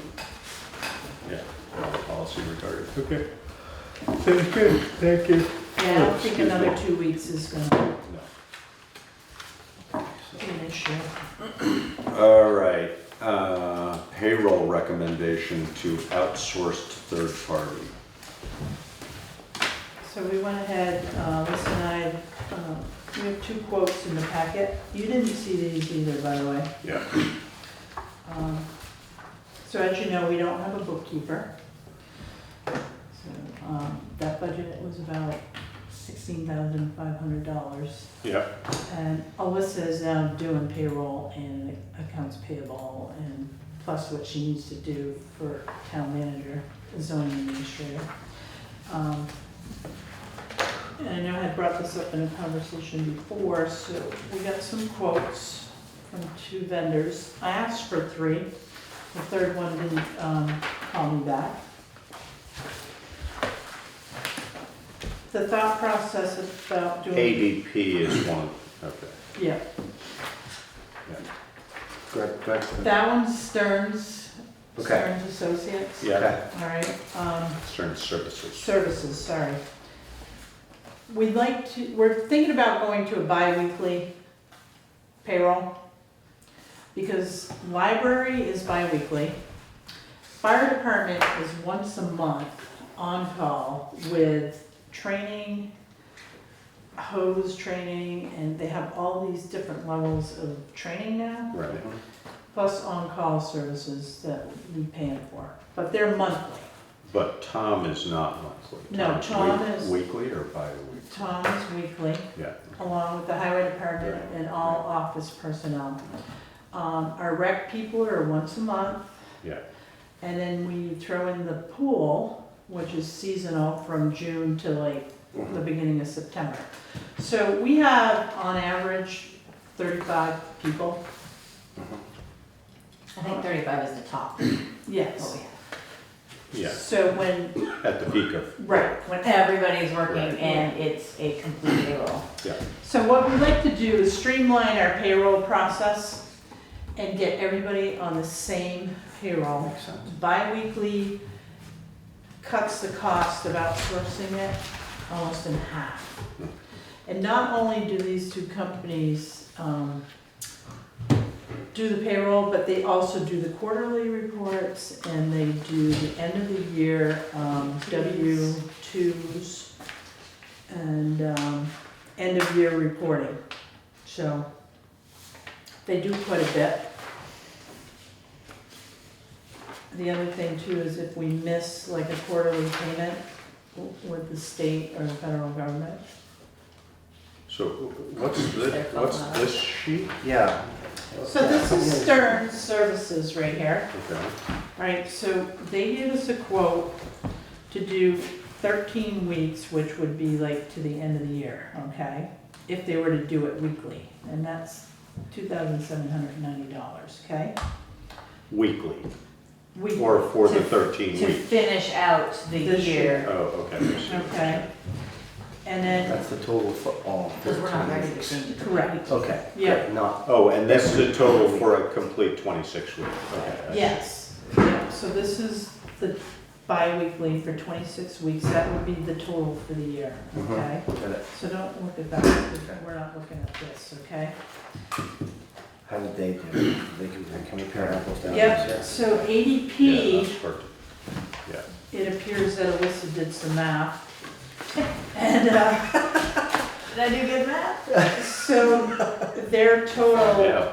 for 26 weeks would be $5,691.18, Mhm.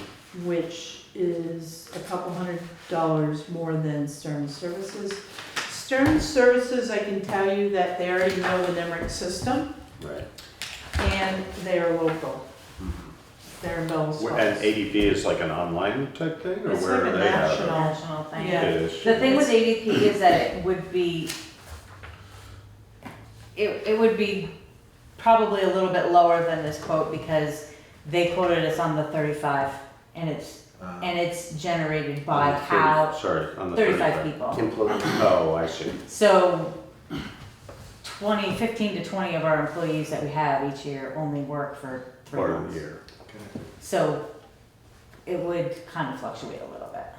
And I could talk to Stearns Services and ask them, you know, if we have 35 and then we go down to 10, you know, can you What is prorate that? that? I know that on the weeks that I do payroll and everybody's getting paid, it takes me twice or three times Well, as long as when there's 8 of us. That's what I was gonna say. I mean, my guess would be that how they would do it is sort of a per year cost and then a variable per week. You know, I mean, there would be a week or a bi-weekly expense and then an additional cost on the weeks that were more than, Right. you know, something like that, I would assume, but I don't know. So because we are local, we know the quality of their work in the way we don't ADP.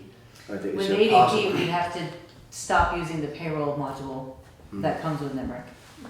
And does that matter to us? I mean, It doesn't, Well- to me. Can I just add Yeah. that ADP, everything's gonna be electronic. right, So each person is gonna be putting in their time They would punch in. into an application. right. So I'm thinking about like Skip. Anyway, yeah, no need to name names. But and that wouldn't be, with Stearns, Lifeguards. they would bring this Right. here and then you guys would submit it to Stearns, or how would it No. work with Chip? Electronically. We would. Also electronically, but you would submit it, as No, opposed to each individual submitting it? so we send them timesheets. Right, And they'll input it into our spreadsheet. right, And then it goes into NEMRIC because they can remote access right, yeah. into the system, and then she'll cut the checks. And with After ADP, you would cut the checks also, or ADP not? would cut the checks. Yeah, Okay, so there's sort of, there's, there's pros and cons to both in a Yeah. way. Yeah. I'm hearing you, I think, saying you would prefer, if we decide to do this at all, you would prefer to have Stearns do it, which I understand. Also, if we do have Stearns do it, if we decide to stop having them, we haven't changed our system. right. And we still are within NIMRIC. So Right. if we Yeah. get another person or if things change, we can go right back to just doing it the way we've always done it. So, is there any sort of logical, rational way for us to determine the value of Alyssa doing, I mean, does this actually save us money? I'm sure it's a huge convenience, there's no question about Right. that. Does it also save us money by essentially freeing up Alyssa enough to be worth this money? I mean, Yes. I'm assuming that's your sense of it. Yes, not only that, so the only other option is to find a part-time, hire a part-time treasurer. Payroll, or not treasurer. That could do the payroll. That wouldn't be a treasurer. That would be you mean No, a treasurer can an do, accountant? no, I'm talking treasurer person that, you know, signs checks and does our investments for banking, does our financing for equipment. That's what the treasurer does, and they do payroll as well. But we already So- have a treasurer and we already have Well, an assistant treasurer. yeah, she would still. Right, no, I mean, I'm not disagreeing with you in Yeah. theory, I just, Yeah. I don't think, we wouldn't be looking for a treasurer because we already have a treasurer. We'd be looking for somebody to replace, I'm blanking on her name, and she was accounting essentially. Right, But I would keep still all of that other accounting stuff, she'd be doing accounts payable. Right, tracking all. right, the right, right. details No, I and all understand that, but you're saying we need to reduce Alyssa's workload. Yeah, so this- But I'm just disagreeing with you on the terminology of treasurer, because that's not what we would be looking for. We would be looking for somebody to do. well, someday we may need. To be a bookkeeper, We may essentially. need Are you to saying look for, that the duties of treasurer aren't being done right now? Are you no, saying they're there are being things- done, Okay. they're being done. Sounds like there's a piece of this that isn't about payroll. Right, Okay, right, but payroll can tie into that treasurer position. okay. Yeah, I would just disagree with you that that's how we would term it. But we would be looking for a bookkeeper who would then submit stuff to our treasurer, because we already have a treasurer. We wouldn't be looking for another treasurer in a paid position, because we already have one. We have one right now, Right, Who signs checks? right, who signs checks. Right. That's it.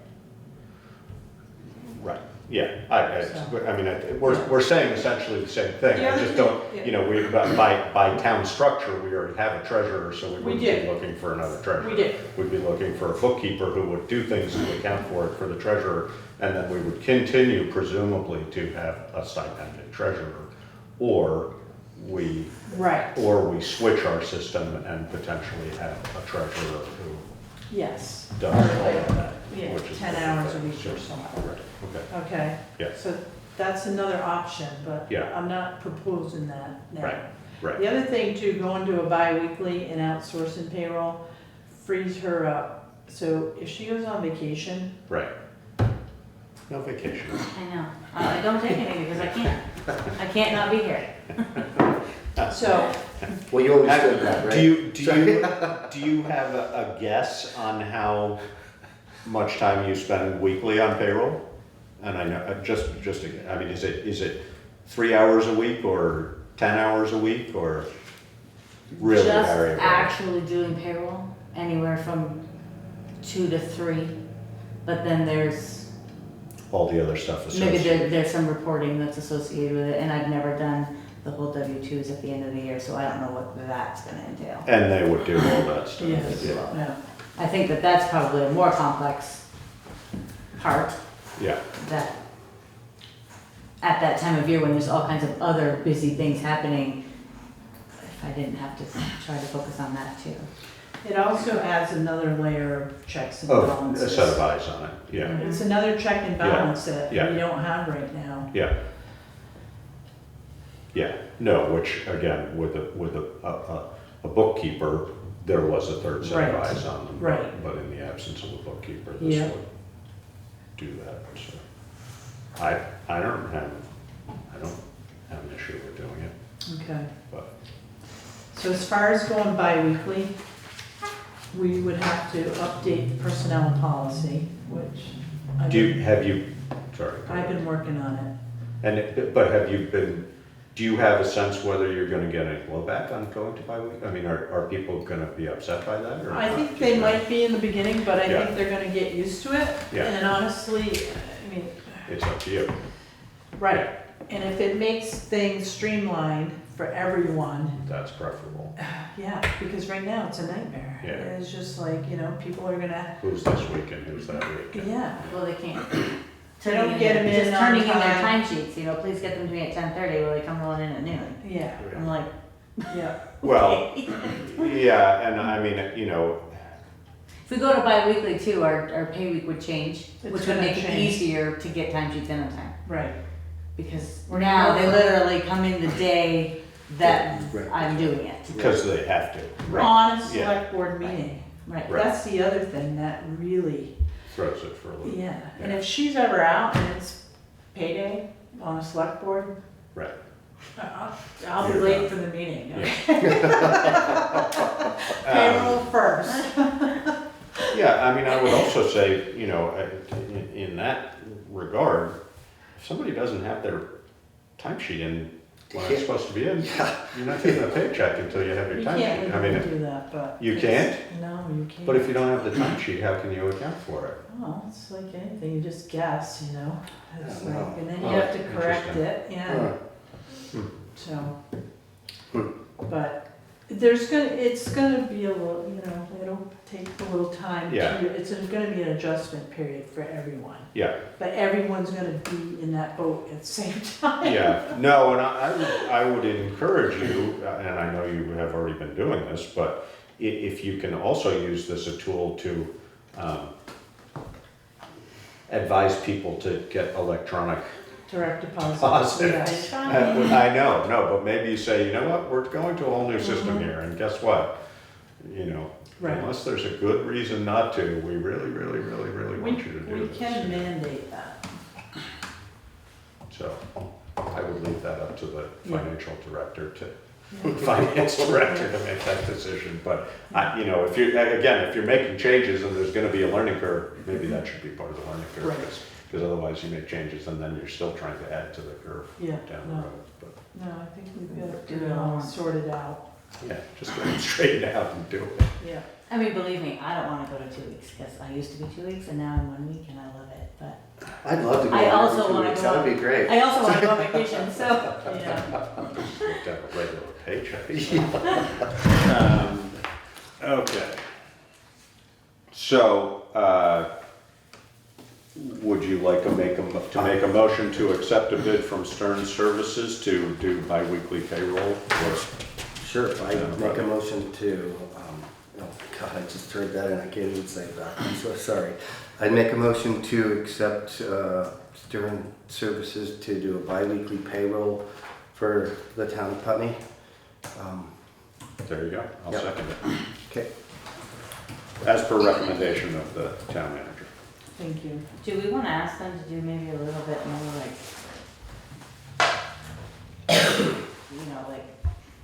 yeah, we've got 35, but maybe we only have 10, and then, I guess we won't though. Is this Because the- we'll be bi-weekly, so we'll have, But isn't this a good time to do that when, Right. instead But of we'll have contracting more- them and saying, oh, we want you to do this as well? We'll have and more vice versa? people, Maybe though, on offer the that regular. first.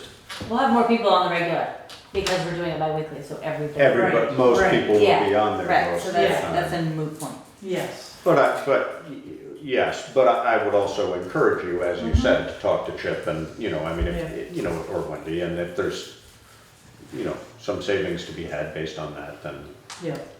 let's take advantage of that.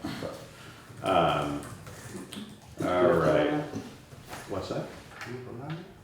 Moved and seconded to. Moved and seconded, we didn't vote, no, we were having discussion. There you go. I wasn't And, sure if we voted on that. If there's no further discussion, then all those in favor? Aye. Aye, good, okay. Nice.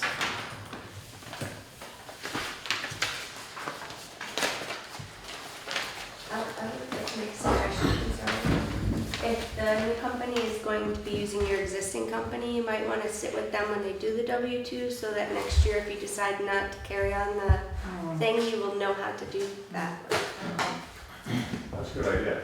It's really nice that there's a more human aspect to it too. Right. Well, it's also, I mean, this is Chip Stearns, who was our interim town manager Right. before Karen, so he already knows all the players involved, et cetera, which is a big, and of course, we should have said that before, but You didn't need to. no, doesn't matter. Right. But, No names. he's, and he's, but he knows the system and he Right. knows who we are, et Yeah. cetera, so that's all. Okay, town manager's report. Westminster Road update. Everybody's been asking. I'm sure they have. When's the bumpiness going away? As soon as we sell some more tires. Brian thought maybe today, but Mitchell is paving East-West Road in Dummerston. So I got caught in that this morning. But hopefully tomorrow, Friday, he's not sure if they'll finish up on Saturday. It's a 3-day process. But they have 2 teams, so one does the milling. Right, They move on to a different town. right, get it Then the ready. paving comes in. Yeah. So it's really hard to know their schedule unless you're calling and talking. Yeah, So um, that's the schedule with Westminster Road. and I may be wrong on this, and I don't imagine there's anything we can do about it, but it sounded to me like it might be at least some of the day raining tomorrow. I think there's a huge advantage to paving when it's not raining, and maybe they just stop. But I don't know, I don't think we can control that, but, I would think that they would fair weather is They would preferable know, for that. yes. Yeah, If it's, and Brian will let me know anyway. yeah, They'll Yeah. call and say, hey, we're not. right.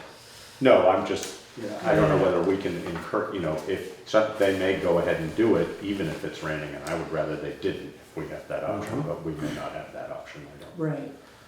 But, all right, good, so What else? maybe in the next 3 days, or maybe Maybe next by the week. beginning of next week, I somewhere in just, there. it's hard to be saying. I mean, these guys are really busy right now. Yeah, no, that's fine, I mean, So- I think that, yes, it's a mild inconvenience, but it's It's slowed traffic down. nothing wrong with that. Yeah, Right. we made some people happy. Yeah. Absolutely. And while we're talking about Westminster Road, so, the crossing for the School, yeah, So they weren't working, and Steve's been out there acting as cross guard. So Brian last week, because the school called, and Brian last week got a hold of Josh King to have him go look at the lights and see, to determine what's going on with them. And I got a call from the school yesterday. I went up there and looked at them. One was working, but the other one wasn't. So there must have been a disconnect. Yeah. But Josh King is on it. He's gonna look. And Brian has, he's, you know, he's on it. Sounds good. So sidewalk update, we still have no fence. Yeah. In your packet is a new shop drawing of a proposed fence that is now well, it's not interlocking, sorry, it's gonna be clamped on to a post. So right now, we have a cedar fence that's interlocking rails. It has not been ordered, Really? so So, So this is stronger. this is stronger. what are It won't fall apart, so if somebody leans on it, it's not gonna, you know, unlodge itself. what's the rail made of? It's wood. With a galvanized post in the back, and then there's clamps on the back, you know, attaching to the wood. It's 42 inches high versus 36, which was the Yeah. cedar fence. Yeah. So And it conforms to it does, to everything the it state needs it to. ADA, and so the thing with this new fence 2 by is 6 PT rail, and how long between? It doesn't show. I mean, as far as the concern we had before of, you know, sidewalk if the plow. sidewalk plow goes, I mean, if the sidewalk plow hit one of those galvanized posts, it might stop it, but a 2 by 6 sure isn't going to. So I'm not sure it's, And a galvanized post into 4 feet of 3-inch crushed stone isn't gonna hold too good. well, right, no, that's sort of what I'm saying is I'm not sure it's any better at achieving what we want to. Right. I think what, in my opinion, would be better is galvanized posts in the ground are gonna last a lot longer than white cedar posts in the ground. If we had to change rails out, we have to change rails out over time. I Right. think this is gonna be a longer lasting. It looks like it's gonna be a little less attractive, but I'm not sure that's a huge issue. But I have no confidence this would stop the sidewalk plow if that's what we're trying to do. Right. I don't, I think we had the conversation too, and the sidewalk plow shouldn't be going, you know, 50 miles an hour. no, So, no, and it looks, And I mean, I've it's- looked at that and it looks, you know, it's pretty wide. it's pretty wide, it's level side to side, so Yes. it's not like it's pitching you towards there. I mean, I totally understand the concern, Right. but I think, yeah, exactly. It'll have a lot to Sort do of with just the timing of what it clearing the sidewalk in relationship to the one the road's plowed. is. Yeah, which of Heavy course wet is hard snow is to gonna predict. hit it, and the Yeah, snow's gonna taper off Right. sideways, and so even though the cement's level, you know, that's gonna be really hard to deal with.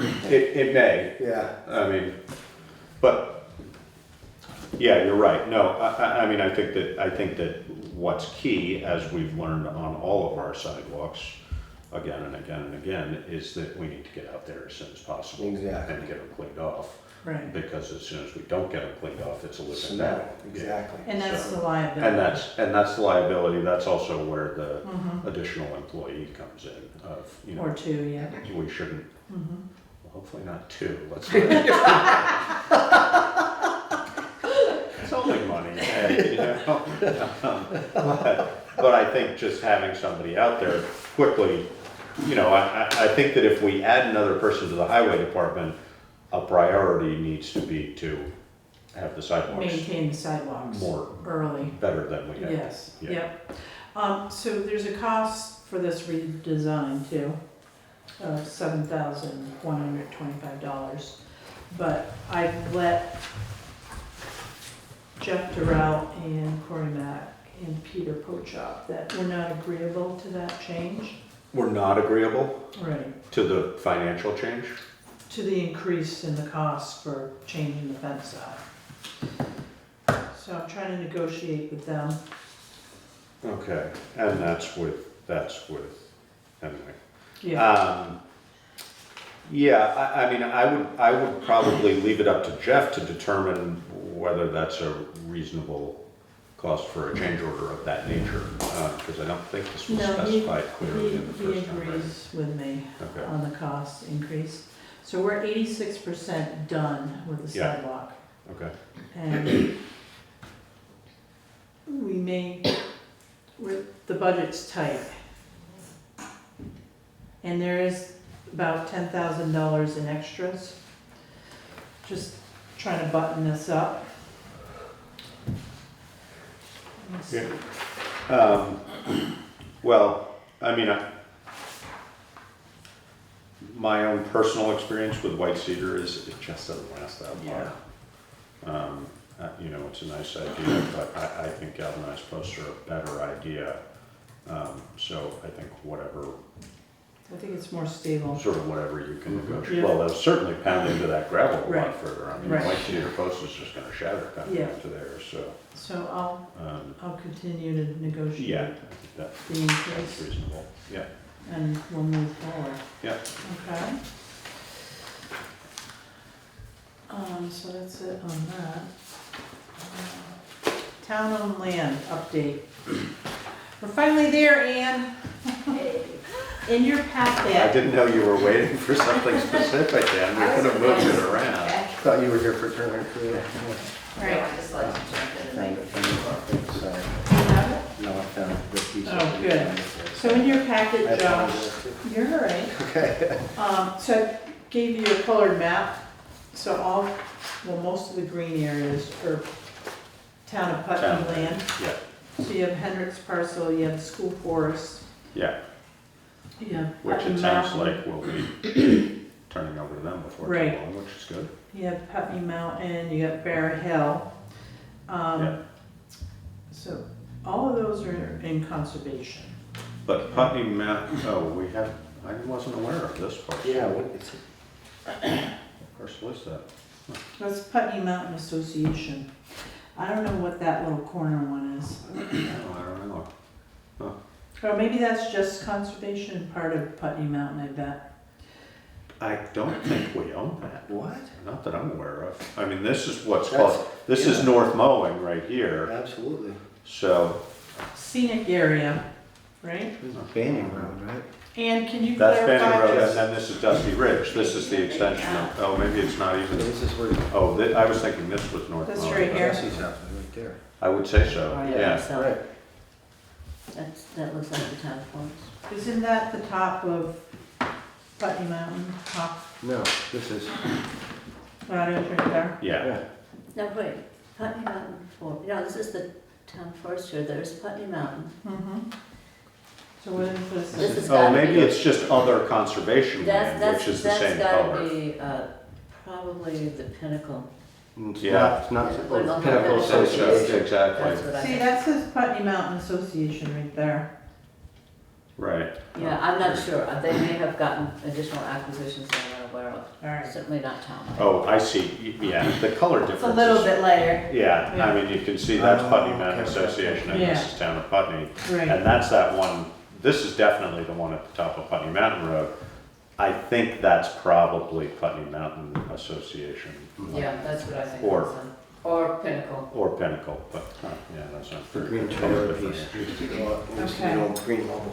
So I brought this to your attention because we talked about public lands and, maybe we should think That's about actually, yeah. doing something with them, right? Yeah, no, yeah, So we're looking at Putney Town Forest, which abuts Putney Mountain Association. So there's 48 acres in Putney. yeah, And then there's another 85 in Brookline, okay? So if the select board and the town, it would have to be an article, if the town, 48 in Putney, and then, that's not what it looks like on this map, but that's just because we don't have detail of the Brookline property, must be. right, Yeah. Yeah, we don't have any Yeah. of that. So if the select board were willing and would like to consider selling the Putney Town Forest on Putney Mountain to Putney Mountain Association, they may be interested in You've that property. had that conversation with them or not? Or Ann has? Pat Shields, who's president of the Putney Mountain Association, Yeah. has been bringing this up for quite some time. Yeah. And she's still very interested, as is, I guess, Jordy Heller's the vice Yes. president of their organization. He's also been That talking. screams of conflict of interest, so we should. Stop. Well, I'm just saying, I mean, Jordy, you know, if there were any negotiation about a parcel, purchase of a parcel, Jordy could not be. But we're sort of As a thinking of lister, it. yeah, in right, a way. right. Pat and I sort of been talking. The Putney Mountain Association has basically managed this land for years, as you all know. Right, yeah, I'm aware. And they've put up Yeah. the kiosks, they've maintained the Yeah, trails. yeah, yeah. And in essence, we don't, we coordinate more with the school forest as the Conservation Commission Right. than with Putney Mountain Association, because they're Yeah. just on automatic pilot, as far as we're concerned. They're doing an excellent And they're job. excellent stewards, exactly. Right. They're So, just yeah. wonderful, they're really good stewards. They have Yeah. really a ton of volunteers who know what they're doing. And they have a. And they have money. They have a lot of land and they have some money. Right. And so it just made sense. And Pat and I certainly didn't think of any big negotiation over land price. We thought more like a buck, but we obviously are not in charge of this. Well, we can't make money off it. I don't know how we came to own it in the first place, so Right. we'd have to find that out. If we ever purchased it, we presumably would have to recoup the purchase price or something along those lines. I'm guessing we didn't. I'm guessing it was donated to us, but I have no idea. how we ended up There were with a that. couple, there were two separate parcels. Parcels, the Putney one, purchased. Brookline one, right. One was the Andrews pasture. I have no idea what that cost. The second was the Rogers. The Andrews pasture, I think, was on the Brookline side, wasn't it? It very well may have I been. think it was. Yeah, and then you've also got a situation way back when the Putney School planted after it was logged, the town immediately logged it off and probably got most of their purchase price back right then. And do you know roughly when we're talking here? Yeah, because way back when other people were in charge of the Conservation Commission, Roger Parrott, Pamela, Yeah. Jackie Walker, etc., they went ahead and did pretty good deed research on all of these, and they came up with some clear dates for the acquisition of those two parcels, the logging and the replanting of 1,000 trees by the Putney School kids. And does it appear that, when you say acquisition, does it appear that they paid money for them? Do you know? Let's see. Because that seems surprising to me, but. Let's see, the entire it's a 130 acre parcel conveyed jointly to Mary T. Andrews and Helen blah blah blue. That was in 1913. In 1948, Wyndham County Court appointed a commission to formally divide the parcel in order to give the town of Putney title. The official division into the Andrews pasture and Rogers lot gave the town the southern portion, fronting on the county road. Later in December, the town acquired the Rogers lot for a sum of $250. So there you go. And, We gotta recoup that, and After the court decision of 1948, the town cut 30,000 feet of saw logs, of timber. It says timber, but I'm assuming they were saw logs, from the newly acquired 50-plus acre forest, from which a town garage was constructed. And they also used it for boards for bridges, you know, like when they had all the bridges were wooden. So it's really quite a history, but it's certainly, and then the Putney School students were obviously got it. but do we know what species they planted by any? I don't know, it'd be great to find out. Yeah. But they planted 1,000 trees. And they were planning to plant another 1,000 trees, but we don't know if that ever happened. And when did they plant 1,000 trees, do you think? Let's see, Late 40s? 4-H students from the Putney School. By 1955, a town reforestation program was underway And Mrs. Hinton, director of the Putney School, reported that she had planted, presumably with the Putney School 4-H club students, 1,000 trees. I can't imagine it was that many, but they probably planted some, for sure. It could be 1,000. That's what she reported at town meeting. I would have to guess that that's the section over Yeah, on the Brookline side. Yeah, yeah, over, Exactly. below the Ledge Trail looking, Yeah. and there was a move to get a conservation easement in 1998, and the town meeting voted to do that with the Vermont Land Trust. But then it never happened. But then it never happened. Some committee was formed, and instead it was retained with language about retaining it in perpetuity for,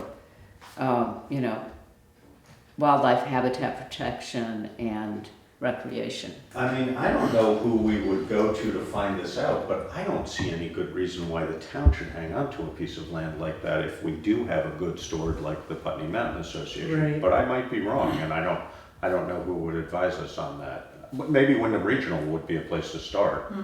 But I think it nicely protects the land, and they're already doing the job of managing Oh, it. I think they'd be a great person or Yeah. a great group to take it on. And they have a very well-established track record. I just don't know whether there would be any reason we would not want to give it away. But I can't think of sort of a logical The other one. thing is, you now don't get any, the Putney We Mountain don't pay tax Association revenue. Right. does pay Pay taxes yes. on the land. It is It's reduced, at current use value Current use, but as we- forest land. Yeah. Which is not, which is fine, because even if somebody owned a parcel that size, they more than likely would be in current use anyway. As it is, we pay taxes to the town of Brookline, so. Exactly, Right. you wouldn't anymore. Right. So, It's not a huge number, but. Yeah. Right. 2,000 a year or something. Yeah. the other thing too, we do have an agreement with Brookline, so we do plow, sand, gravel, and grading Right, on Holland Purple Hill and Meadow, Bennett Road. Bennett Road. Okay, Yeah. so I don't know how that would affect that agreement. Well, we would just have to, We could plow and then they would pay us to do it. They don't maintain Putney Mountain during the winter, and I don't No, know if you no, can I get know to that. Bennett Road. yeah, But they can get to Bennett Road easily. they can't, That's what I'm thinking. right. No, it's off of the end of Holland Hill, so. So that would be something that would need to be worked out. We Well, can negotiate an Right, agreement no, but like we do that, with exactly, we do Westminster. that with Westminster, we already have arrangements with Right. them anyway. And as it is now, we pay them the taxes and then I can't remember exactly what the deal is, but we Yes. do in fact write them a check for taxes. Yes, we do. And then I think they write us a check back for maintaining those Yeah, roads, right? So plowing, it's just, yeah. we would no longer write them a check, presumably Putney Mountain Association. But again, I think we should start with asking them a question of whether there's a viable reason why the town should hang on to it. And then presumably, I mean, my opinion would be that that would probably be a town meeting discussion, but I don't Well, know.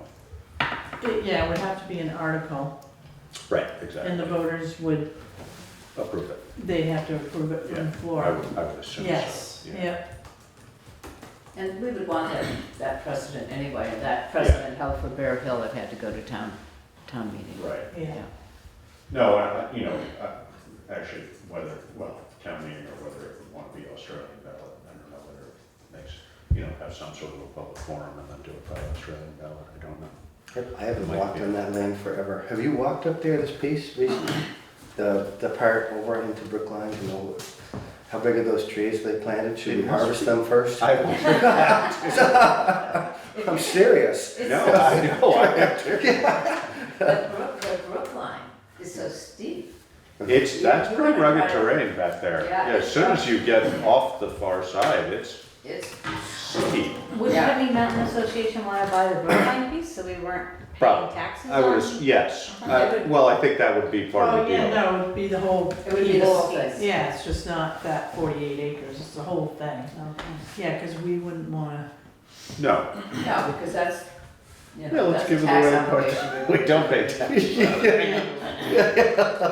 No, I mean, I think that in general, they're trying to protect as much of that corridor. Because, that would be part of the debate, would be, well, if we were gonna offer it to somebody, presumably we would sell it to Putney Mountain Association at a reasonable price, but Right. in the interest of, I mean, there may be people who would say, hey, we should put this on the market and see what happens with it. I think it would be a tough sell on the open market, but maybe not. It's got a heck of a view. It's got a heck of a view. Yeah. Yeah, but there's also in the 1999 town meeting, Right. resolution Yeah. directing the select board to Yeah. hold and conserve the Yeah. entire Right. 133 town forest for recreation and wildlife habitat protection, reinforcing and expanding the 1950 directive.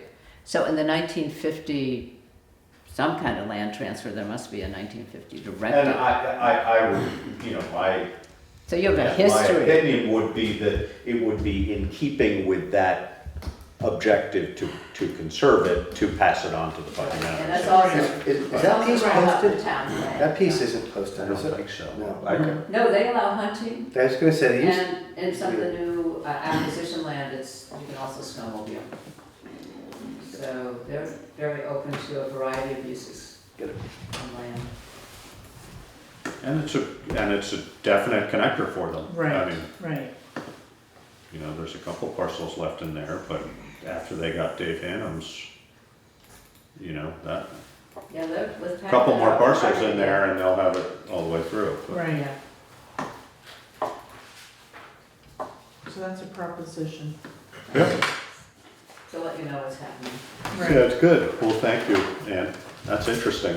That was interesting. Yeah, thanks for the history lesson. yeah, Yeah, I would just read it, No, that let helped. somebody else one of my know, so- favorite parts of the meeting, I love Yeah. that stuff. Yeah, Thank that's you. to do continuity with the conservation Yes. here. Yeah, thank you for everything.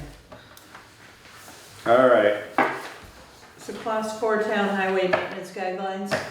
Yeah. So you and I questioned class 4 highways, What our obligation or, culverts and bridges, right. and I did seek. I saw that opinion you Yeah. forwarded it. Yeah, So we're not obligated, but we have the option if we choose, is how I read that.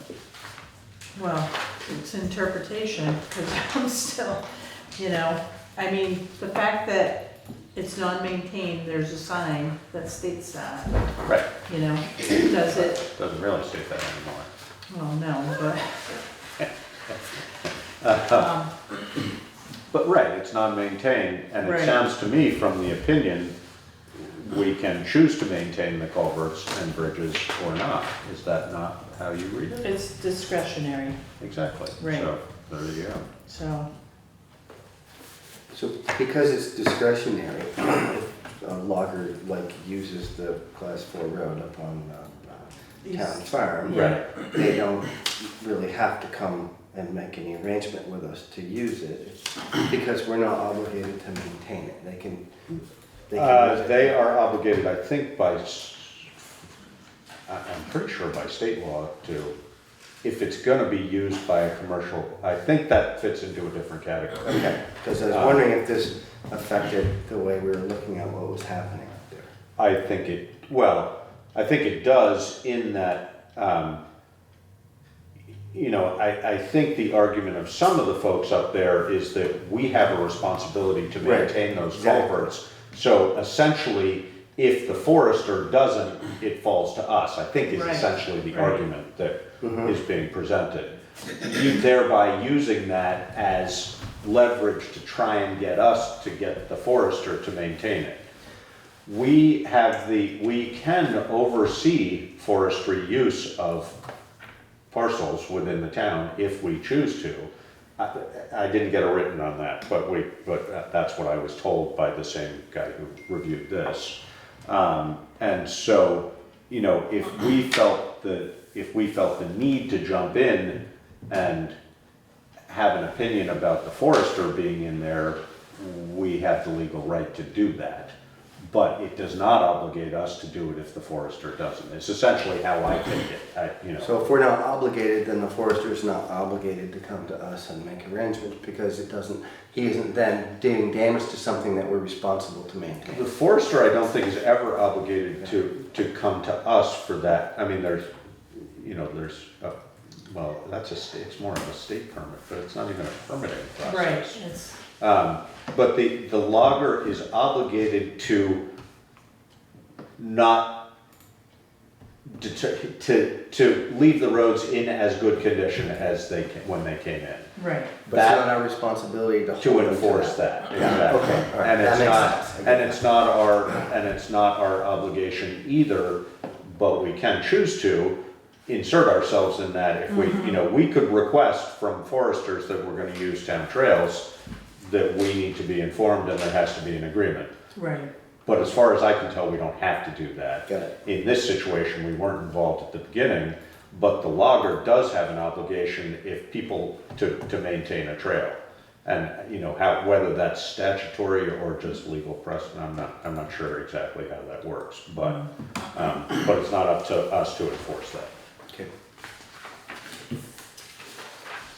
So that's the gist on that. Would you agree, Karen? That it's not, that we don't have to, that No, I mean, because, it's not our obligation to do it, but we could if we wanted to. right, and Given that we weren't part of the discussion to start with, I don't think we want to jump in now. most of the time, I don't even know when somebody's logging in Exactly, town right, unless there's a complaint. right. So we are aware of what's going on up there. Yeah, I was up there on Friday and went right to the site. yeah, And the private road does need some work. There's a couple culverts that they're gonna fix. yeah. But it's private. It has nothing to do with the town whatsoever. It's not on the trail, No, it's not on that .39, trail, yeah, right. Okay. So, okay. Warrants, all right. Do we have a motion? I would make a motion to accept and execute. accept and execute the warrant on review for this week. Do I? Seconded. There you go. Any further discussion? No discussion, all in favor? Aye. Payroll warrant dated September 20th in the amount of $9,432.64. This includes the library. And by the way, it only took Alyssa half an hour to do that payroll last week. Literally. So you're only gonna get this once every 2 weeks? Is that what the point is? No, sorry. No, there'll be more. Yeah, no, it's gonna be a lot more when we go bi-weekly.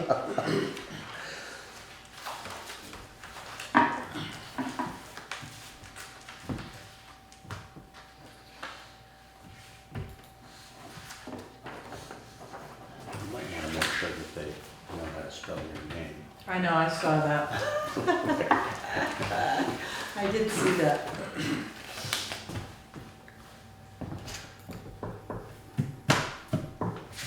You lose your pen? I think David took I it. stole it Yeah, he did. when we were cleaning out my brother's house. We never knew it all the way through his pen thief. And at his house, we found about Came clear. 10,000 pens. I'm not kidding. Very clear. Payroll warrant dated September 27th in the amount of $9,443.80. This includes the highway, on-call firefighting and the rec people, plus highway and the office.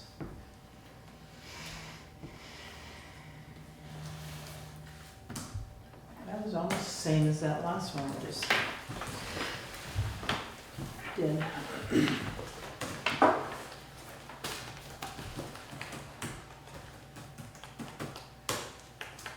You are upping your number of electronics, Yes, definitely. Tom's getting them. the firefighters are doing. Oh, is that how Yes. it's working? Yeah. That's a noticeable difference. Yep.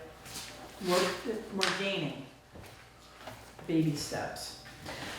Accounts payable dated September 14th through September 27th in the amount of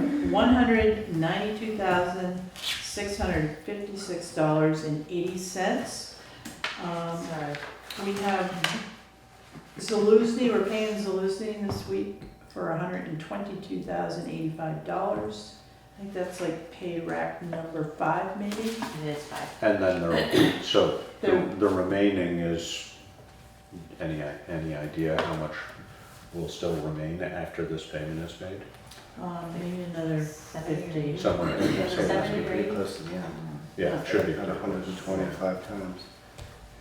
Well, the contract was 510,900 something. Right, and they haven't all been the same, Yeah, Oh, okay. so. but they're in that ballpark. Got it. Plus, we have to pay pathways, Right. so. Which is what, 39, 49, something like This that? is 49, but I think 49. he's gonna be low. Good. The budget's gonna be tight, but I think we're gonna need it.